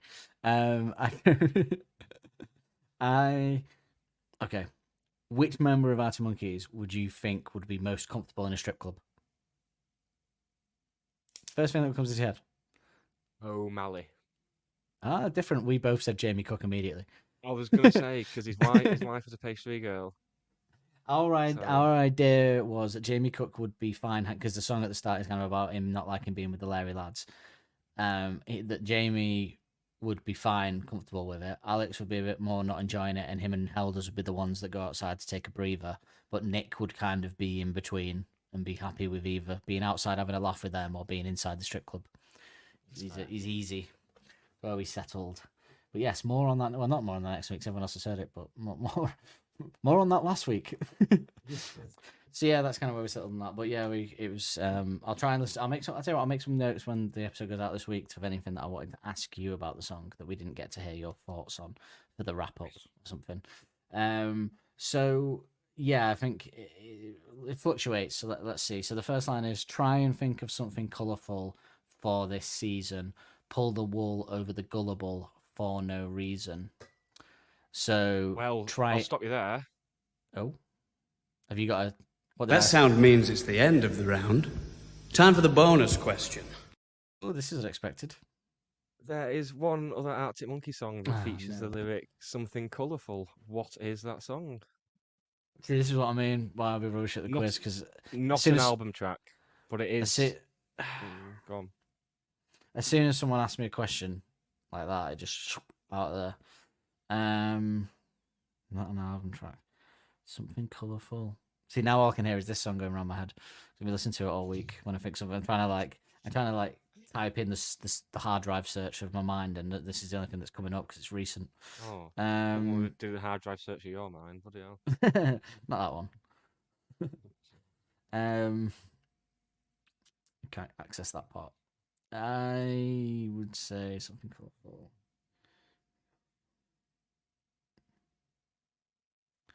Evil Twin. Well done. Yeah.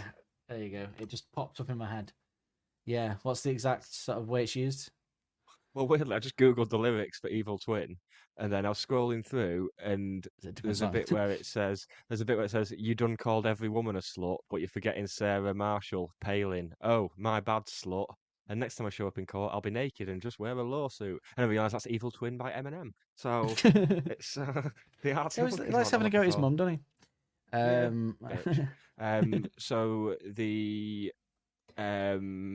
it's not hard to tell. It's obviously the angel's faces fell when she told them that she had to go swap her wings and overcoat for something colourful. Yes. Although the lyrics here says "bad news" when it's clearly Thanos. Everyone knows it's Thanos. It's held as yeah. The way you say Thanos sounds like you're saying Thanos from the Marvel film. Yes. I would that's probably my favourite lyric in that song, to be honest. I would have been annoyed if I hadn't clawed it out of my mind. Oh, it's my second favourite lyric in that song. I said one of my favourites. My favourite is the one in that same riff. It's in that same bit. I can't remember what it is, but he says there's something swapping go for something colourful. Oh, maybe it is that actually. She said, "Baby, how can I believe you? How can I believe you when you can't believe your luck?" Yeah, the lyrics here on Google for this are terrible. We'll be avoiding them when we get to that song. It says, "She said, baby, I can never leave you. How can I believe you when you can't believe your luck? No point sticking to the plan when it's going slow." I'm very upset with Google right now. Well, one of the best ones is sticking to the plan when it's come unstuck. The lyrics to Evil Twin, when we get to it, are incredible lyrics. Like they're as good as any album track. But yeah, that one is very good to do like that. How much when you can't believe your luck? What a line! Yeah, did himself. Nice little quiz question there. Not like we've had enough of them tonight already. No, we're short of quizzes tonight, so I'm glad you brought that up. But yeah, try. So for the colourful for the line there, to remind everyone to try and think of something colourful for this season. Nick, what other Arctic Monkeys? No, pull the wool over the gullible for no reason. So trying to think of something to do that's interesting, colourful, and that thing is to pull the wool over someone gullible.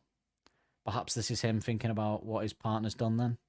So his partner's trying to think of something colourful to do for this season, and then she decided to pull the wool over his eyes. Trying to think of something colourful for this season could be a nice little metaphor for trying to find a way to sugarcoat the situation. I think trying to find a more colourful way to describe it.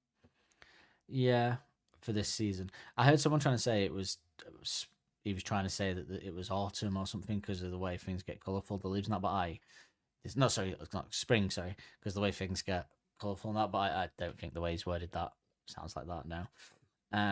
But yeah. Poor Alex, eh? And then you are all I have these days. Shake it up, unless he's the cheater. We don't know, obviously. But you are all I have these days. Shake it up and run away. So like, shake it up. Won't even lose my fizz. I will lose your fizz. Shake it up and run away. Is it? She's shaken up. She's shucking up the relationship and ran away. She's basically done that equivalent of the bottle. She's done it. She shook it and then she's left it to boil. He loves a drinks can metaphor, doesn't he? Alex does. Yeah, there's a few. He has a few. That's the three. He just loves confectionery references. Yeah, don't we all? That's his thing. Well, yeah. But it's sad really because she's all he has these days.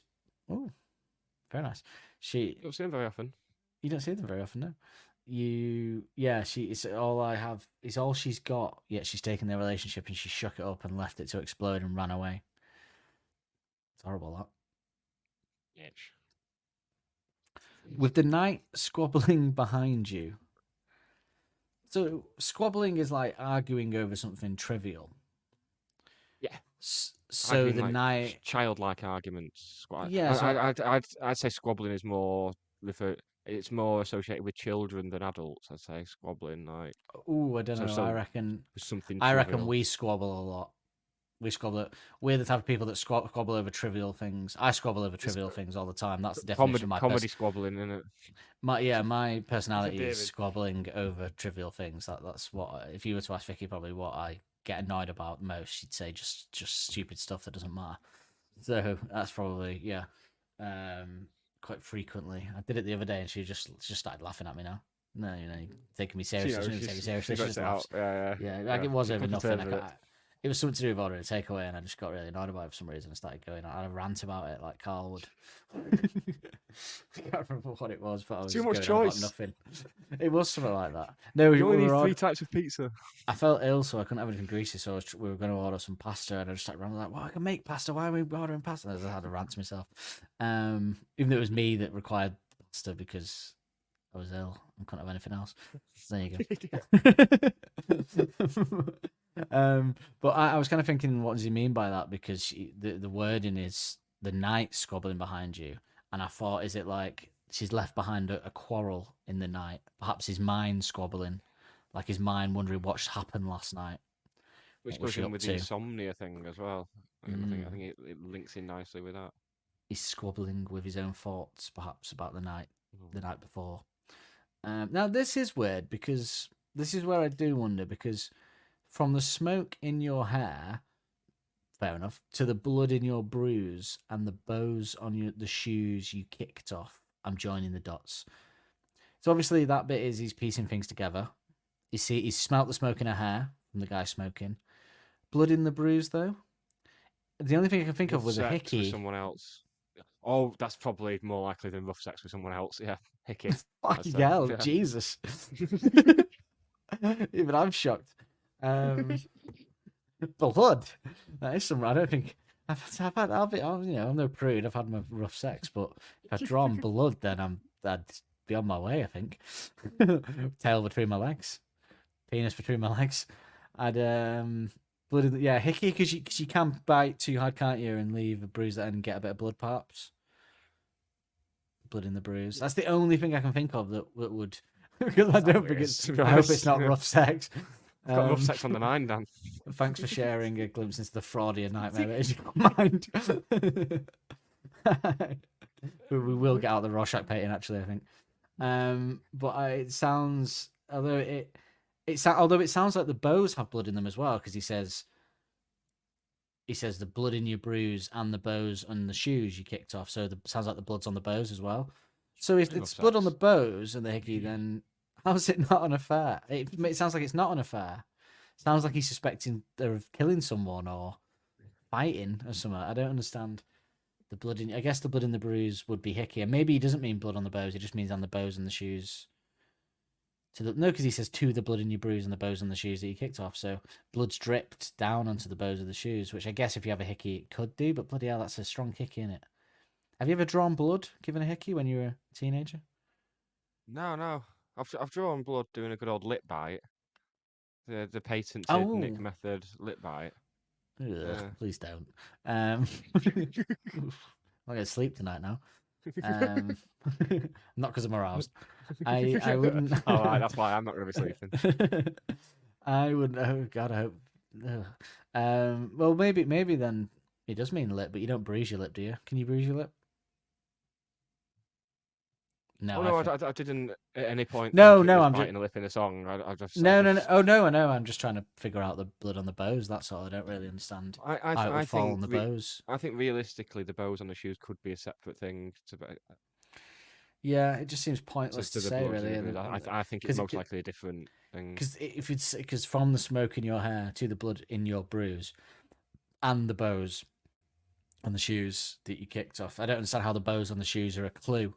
Do you see what I mean? Because he's listing clues to having an affair here, because then he's joining the dots. So he's saying from the smoke in your hair to the blood on the hickey, and then the bows on your shoes you kicked off. I wonder why the shoes with bows would be a clue to having an affair, is what I'm trying to get at. Yeah, I'm not sure on that bit. Unless they got dirty from being scrapes on the floor, let her feet on the floor, yeah. Yeah, a bit of an odd one, that. I think that sounds like one of those cryptic ones that we'll never know because it's personal, perhaps. unless he does mean blood dripping from the hickey. But bloody hell, it'll be a hell of a hickey. Jesus Christ. No, what Just I'm doing this basically a weekend. vampire bite, wouldn't it? Can't hickey yourself, Nick, no matter how hard you try. Well, Can you actually? don't have No, to I be, don't. don't have to Can be you on do the it to neck, yourself? does it? No, can you do it to yourself? If you do it on like your hand or something, give yourself a Yeah. fake hickey. No, because was it in Scary Movie? He uses the Hoover, doesn't he? No, not Scary Movie. It's Oh, do you remember it was an old Harry Enfield? No, there's an old sketch where somebody's using a Hoover to give themselves hickey, and then he decides to put it on his cock, and his cock gets stuck. I think it's Kevin and Perry. It's one of them. I think I'll it's let like, you know about this next week. See how it's gone. great. Thanks, hickey It's watch. Kevin and Perry. It's the Kevin and Perry film, I think. Yeah, and then he puts it on his cock. Okay. I Weird thought I segue. heard them. I thought I heard them talking in their sleep yesterday, and I tried, but I just can't believe a word they say. So, trying to ascertain clues from sleep talking, perhaps, about it. But to me, it doesn't sound right because he's saying, I thought I heard them talking in them, for a start, talking in sleep yesterday, and I tried, I just can't believe a word they say. I think it's a nice way of referring to the voices in his head. Those nagging doubts about someone in your head. That's how I definitely- see it. I definitely started to lean towards imaginary. I was wondering if it was kind of Mr. Brightside-esque, when he's picturing them touching her chest and all that, like him picturing them. Oh, but I did Great wonder song, if I one of the thought I greatest heard. songs ever. It is a great song, but it's It one of the is greatest pop fucking songs hell. ever. But yeah, no, It's not. overplayed. Still in the right charts. now, Yeah, it's been overplayed. It's been in the charts for 2 decades. Mental. I thought I heard them talking in their sleep yesterday. I tried, but I just can't believe a word they say. It's a weird one. That I guess them could be, because would a northern person say them for one person? Like I heard them talking in their sleep. They would nowadays, bloody wokes. Well, no, I mean, genuinely, I'm trying to think. Would we say, or someone from Sheffield maybe say like them as one person? Would you say, oh, I No, thought I I heard think you them more talking likely last night? say, I thought It's I 2 heard people, her innit? talking in her Yeah. sleep. So I think them it'd be more implies the likely. couple, and we know we can't hear the couple of the affair talking in the sleep. Unless this is from her point of view, and she's saying, oh, I think my boyfriend went on something. I thought I heard them talking in my sleep yesterday. I don't know. And I tried, but nah, it doesn't make sense. But I'm very much of the opinion it's the voice, the nagging doubts in his head that he hears talking in the sleep. There's definitely an imaginary element to it. I don't think it's her. Because I think if not, Because he doesn't want to believe what they're saying. he's Does also he? got the So- option of if he was referring to a person, he's got the option of I thought I heard you talking in your sleep, or I thought I heard her talking in her sleep. They would both be options beforehand, which makes me think voices. And in the head. also, I thought I heard them talking in their sleep yesterday. If he was talking about her, he wouldn't say, but I just can't believe a word they say, because if she's talking truth about her having an affair, he would believe it. He wouldn't say, I just can't believe a word they'd say. He'd say, I don't want to believe a word of what I heard. I don't want to believe what I heard, let's say. So yeah, the voices in the head makes more sense. In his sleep at night, when he can't sleep, he's getting the voices, and he can't believe a word they say because he can't let himself believe it because it's so horrible. I thought, yeah, I agree. You've charmed me. Hickey update. This one on my arm isn't coming up very well. I'm well out of practice. Been a long time Well, since we game of know- hickey, baby. We know that, or anything. Hurry up. No, it's been even longer since game. It'll have been like 20 years since I gave a hickey. Yeah. It's only been Um, 18 since I had sex. When you were 18. Hurry up, they'll be here soon, sleeping in the afternoon. Right, now this has to be from her point of view, right? Because it makes no sense from his point of view. Why would he be saying, hurry up, they'll be here soon, sleeping in the afternoon? If he's talking about this affair. Whereas if she's saying to the person she's had an affair with, hurry up, they'll be here soon, they'll be back. We can't be sleeping in the afternoon. Like, we fell asleep after Yeah. sex, basically. We've had sex, we fell asleep in the afternoon, and he's coming back tonight, so you have to get out of here quick. Because I don't. How would that work from his point of view? I don't. It's interesting that this has been a theme on a couple of B-sides where it's very ambiguous. It's almost like it's scattered ideas that he's putting a songs together rather than one cogent story, and maybe that's why they are B-sides. Well, no. I would disagree. I would But he say did a similar thing with Jules Hands, actually, thinking about it. Well, I was going to say I would disagree, and based off the quote the man himself, I would say that what I've learned is because he was trying not to be character based. A lot of the songs on the album where he plays around with narrative more aren't character based, but the ones where he does do a character are usually the most basic in a way. So Catapult, Sketchhead. That's right, we went through the list, didn't we? They're quite so in a way when he doesn't use a character and he uses different perspective, it's a way more interesting song, and because it's harder to decipher. And if it is about a real situation with an affair, he probably wanted it to be a bit hard to decipher because it's personal. You know, you're more likely to hide the personal stuff under a layer of sort of metaphors and similes, aren't you? To quote Library Pictures. So I think he's being very personal with these ones, and he's trying to mask it fully by flipping about with the point of view. I suppose you do think about the other person. If you think you were getting cheated on, you'd be thinking about what they're thinking a lot, wouldn't you? So it makes sense and you'd be imagining these situations, like maybe again it's the voices in his sleep. He's imagining like Mr. Brightside way. He's imagining her saying, "Hurry up, he'll be back soon. We shouldn't have fell asleep after sex in the afternoon. Blah blah blah. Get out of it." Maybe it's all in his head. Because maybe you know, maybe he's just having an affair. Maybe it's in his head. Maybe she's not having an affair. He's just paranoid. Who knows? But the next line is not one that's hard to decipher, but is a line that I love to bits. I love this. While the rain's trying to prove a point outside. I've been saying this for years. If it's raining outside, I'll go. Oh, rain's trying to prove a point out there. I've turned it into like a sort of colloquialism line. I don't pretend that I invented it though, like with like we haven't. No. No one's ever asked.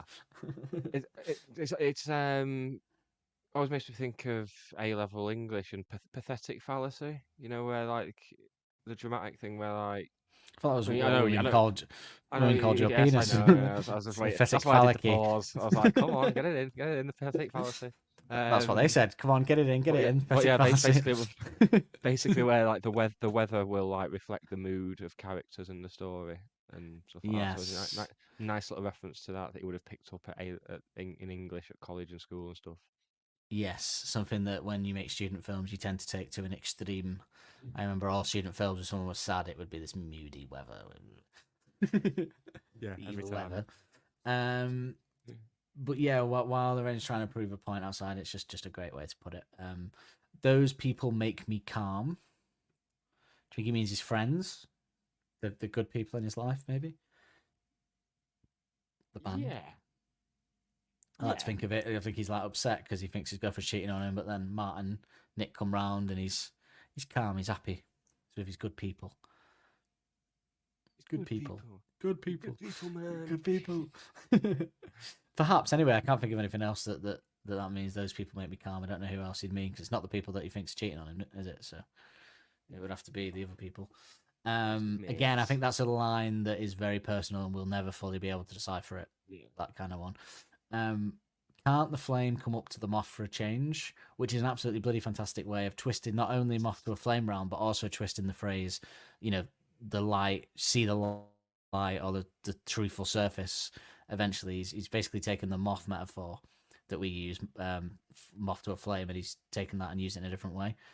So it's also a very romantic way of saying, if Muhammad can't come to the mountain, bring the mountain to Muhammad, which I've always thought is very clunky. That we're going to get effigies burned to us and stuff, aren't we? What, you mean you already haven't? Someone's going to come into the Don't Believe the Hypothesis and shoot it up. Can't the flame come up to the moth for a change? Yeah. The truth can't the truth come to light without me having to look? Basically, can't the truth surface on its own for a change rather than me having to go shining a light on it? Yeah. And then it's a very short song, this, because we're already at the last lyric. There isn't a lot. I thought there was way more to it, but there's really not. And then this is a very good line as well, and it's very sweet and tragic almost, considering the situation. He says, and I always love a darling as well, especially when Alex says it. And darling, if it's all the same to you, I'll have you to myself. It's such a good line. It's sweet, but it's also sad because he's kind of out of his control and he knows it. So he's saying, if it's all the same to you, I'll have you to myself, which is romantic, but almost like she's not going to care, is she? He wants it to himself, but she's not going to care because she's a tramp. And the if it's all the same to you, like trying to force this casual trying to be casual about it. It's like you're not at all. Been there, my man. Yeah, it's sad. It's very tragic. Like, it's one of Alex's more tragic lines, I think, that make me sad. Like, because a lot of his lines kind of hope for like the end of Suck It and See. Oh, that's something actually. Maybe I'll do last week's hot take for you as well, just see what your thoughts on it, because we used the hot take already, which was we wouldn't put this on the album. But yeah, before we get to that, the end of like Suck It and See and stuff, a bit more pessimistic, but then like the bakery, like, and you probably wouldn't see me. He does a very tragic, pessimistic line, doesn't he, when he wants to?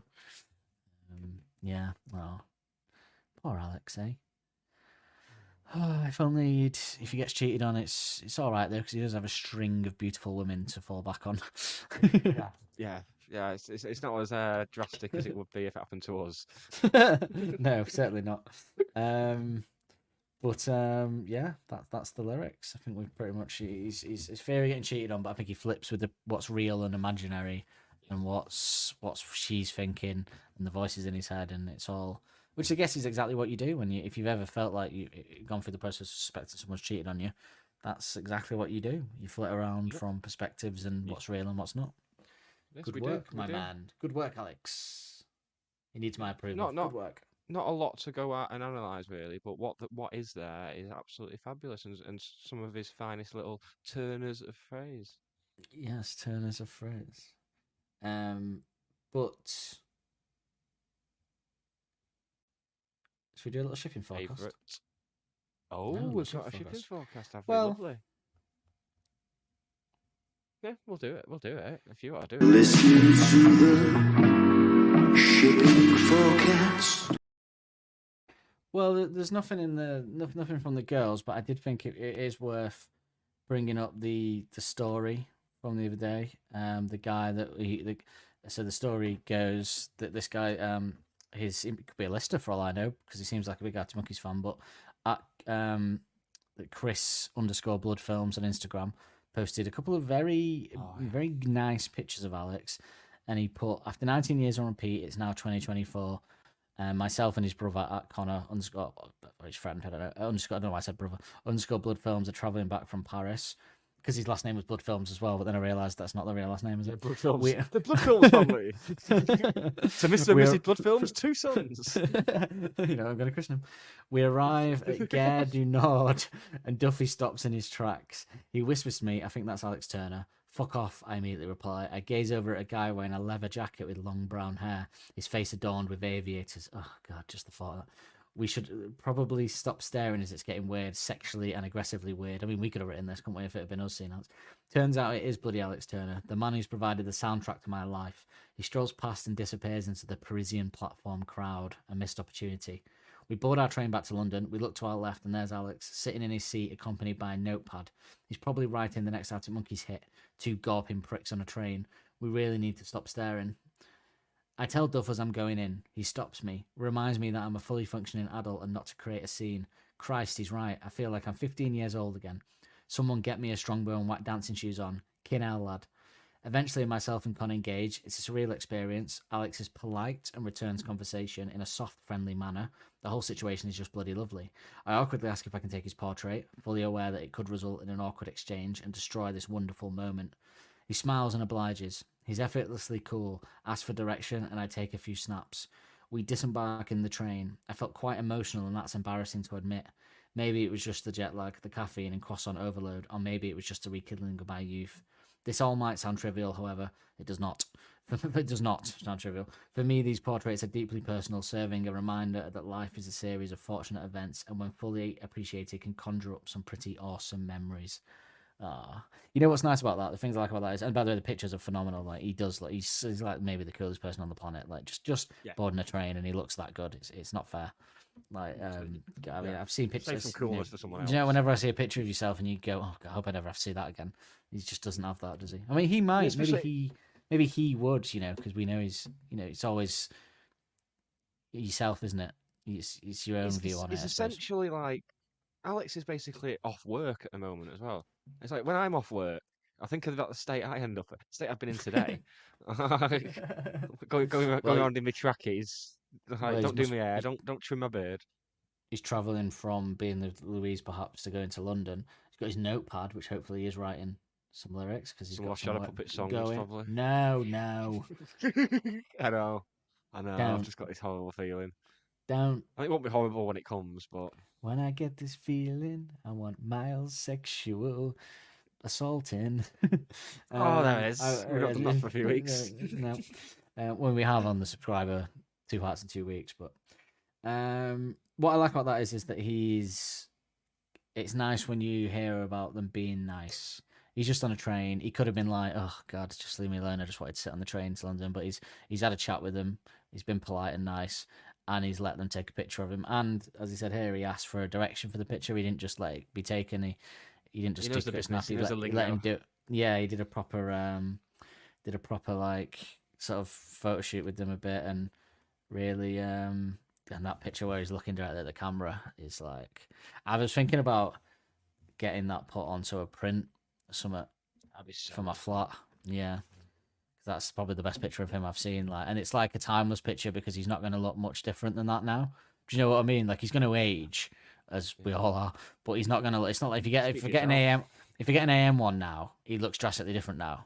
But I don't think he's going to look too much different than that ever again because he's nearing 40. You know, I think so he's settled into this look now. Yeah. I think that's the right time to get that as a print, and have that as a permanent fixture.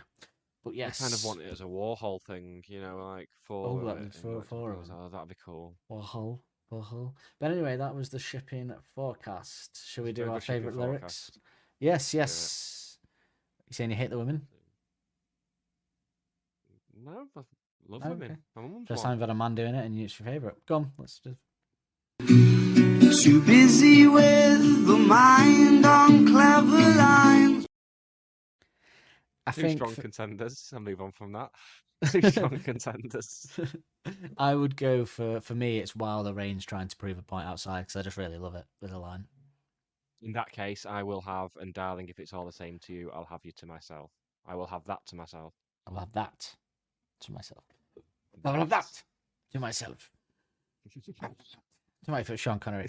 I'll have that to myself. It's got very very good Cougar trip, and hasn't it? Bryden. Yeah. I love that. The music. Favorite musical moment.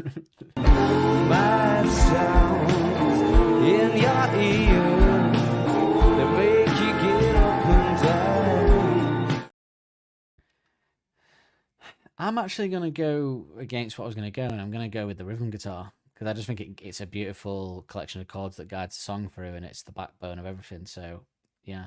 And Alex has clearly That written would it also like be that. my So. choice. And also, I 'cause do it's love the quite wig out, though. different to what we're used to as well. I do love the Very wig out, different. and the drums in the wig out would be my other choice, I think. But we have had a lot of wig outs, so maybe it's Yeah, time to pick yeah, the rhythm yeah. guitar. There are Yeah. plenty of wig outs, and we've got more to come. Especially, we have got some. Yeah, we've got some. Yes, we've got. Oh, some I just very good meant wig outs to generally. come. Yeah. So Yeah, can see has a generally, few yeah. wig outs, despite what Yeah. you might think. Library pictures, baby. It's just a wig out altogether, really. But yeah, I've got a little hot take. Just wanted to bring something that I said. We'll do it brief because everyone will have heard sort of us speaking about it for a bit last week. But I wanted to get your thoughts. She flicks a red hot revelation off the tip of her toe. So I said, the end of Flightline Dining Room where it does the it does the guitar bit and lets it hang. I said that was potentially one of the best ends to an Arctic Monkey song, as in those final moments. I think it's so good the way they play that chord out and let it hang. So we were going through what the other options would be, and we came up with the ones that I can remember that we said were. I said the Ultra Cheese as an end is great. I said my favourite end is Suck It and See, because I just think that and the I was still loving you once. no the end of Sorry, the Suck It and See. sorry, yeah. Sorry, the end of Suck It and See. The I'm a fool for you. Yeah. Is my favourite end to an Arctic Monkey song. It's amazing.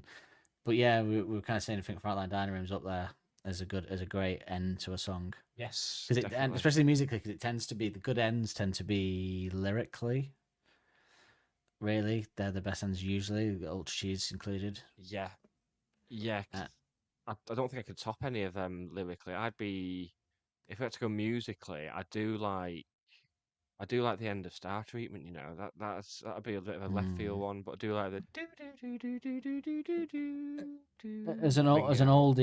oldie but a goldie, the end of Fate Tales has always been a bit of a treat.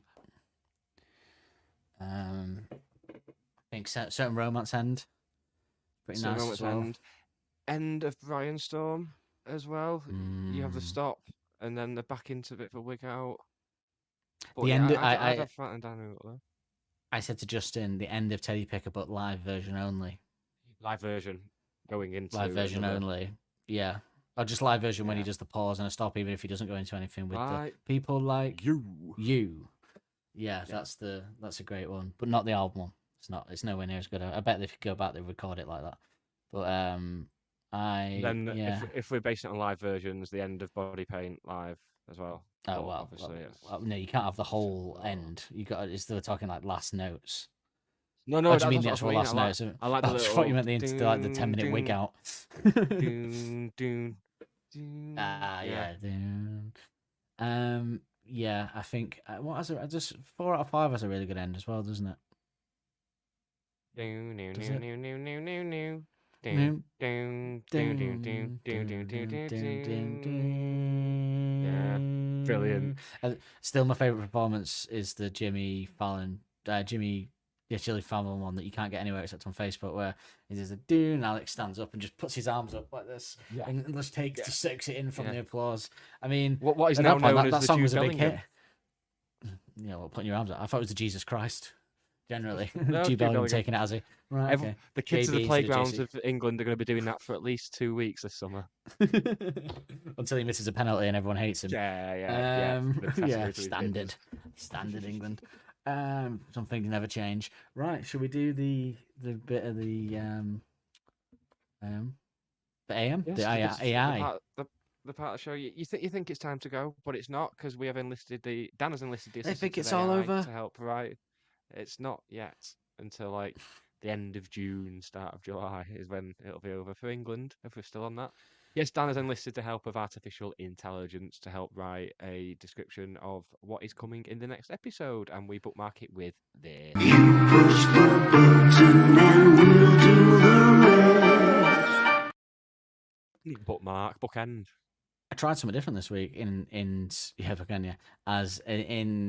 sort of next, which is I'm going to try and give instructions to the AI based on the type of song to kind of give us a vibe from that. So this one I put write me a kind of moody and deep introduction to next week's song. So let's see Ladies how and it gentlemen. differs for the afternoon hat. No, ladies and gentlemen, it has changed its tune. As the afternoon sun sound. begins to wane, casting long shadows across the room, there's a sense of intimacy and longing in the air. In the tender moment shared between two souls, there exists a silent language, a whispered invitation to surrender to the unknown. In The Afternoon's Hat by Arctic Monkeys, we find ourselves drawn into a world where tradition is questioned and passion reigns supreme.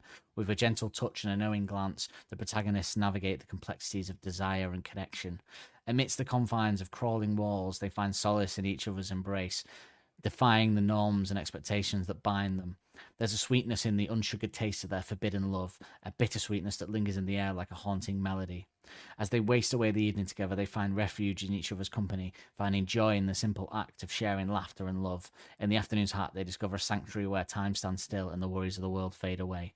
So let us immerse ourselves in the melancholy beauty of The Afternoon's Hat, where whispered kisses and silent insistence paint a portrait of love in its purest form. In the confines of those crawling walls, amidst the ripples on the ceiling, they find a haven where they can be themselves, unapologetically and unabashedly so. Ooh. Oh, that's just elevated it already. Yeah, it's like we're about to do one of the great novels of all time or something. Jesus Christ. Just a shit B-side, isn't it? No, I'm joking. Get a description of War and Peace for next week. See how that goes. Bloody hell. I've actually got a funny story relating to the lyric Crawling Walls that I'll tell next week. Excellent. Yeah. Excellent. Tune in for that, folks. That's funny.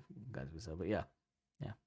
So we're seeing it out with we're sending them out with the acoustic version from the radio station of this song. Yes, the acoustic version, as mentioned at the top of the show, from some. This is on 6 the million Domino hours ago. Records YouTube channel. The Domino Records YouTube channel. Folk posted as on their channel. Don't forget to check out our subscriber content and everything else in the episode description. Subscriber content has some cool stuff, watch-alongs, last Shadow Puppets episodes, and loads of other cool stuff. So check that out. But all that's left to say is ta-ra, goodbye. Auf Wiedersehen. See Say you bye, Dan. next week in the afternoons. Hat. Good name for a pub, Yeah, innit? I'd call it that. I was wondering what it really is. A good. Go big or go hat, Nick. Yeah. Bye, everyone. Cat's out of the hat. Bye. You done? No, I could go all night, but especially play the song. Yeah. I'll do it on my own. Right. Well, So that's what I'll be doing straight after finish here. I'm trying to think of something colorful for the season. Pull the wool over the gullible for no reason. You are all I have these days. Shake it up and run away with the night, squabbling behind you.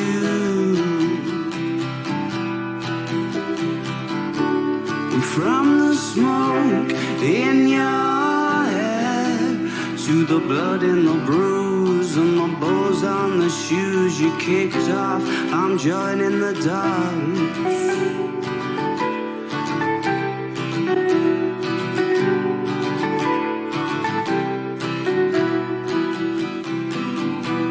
I'm joining the dots. I thought I heard them talking in their sleep yesterday, and I tried, but I just can't believe a thing they say. Hurry up, they'll be here soon. Sleeping in the afternoon while the rain's trying to prove a point outside. From the smoke in your hair to the blood in the bruise and the bows on the shoes you kicked off, I'm joining the dots. I'm joining the dots. I'm joining the dots.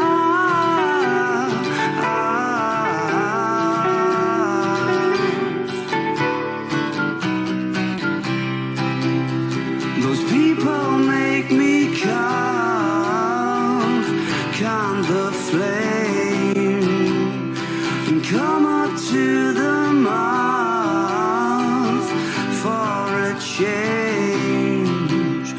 And darling, if it's all the same to you, I'll have you to myself. I'm joining the dots. I'm joining the dots.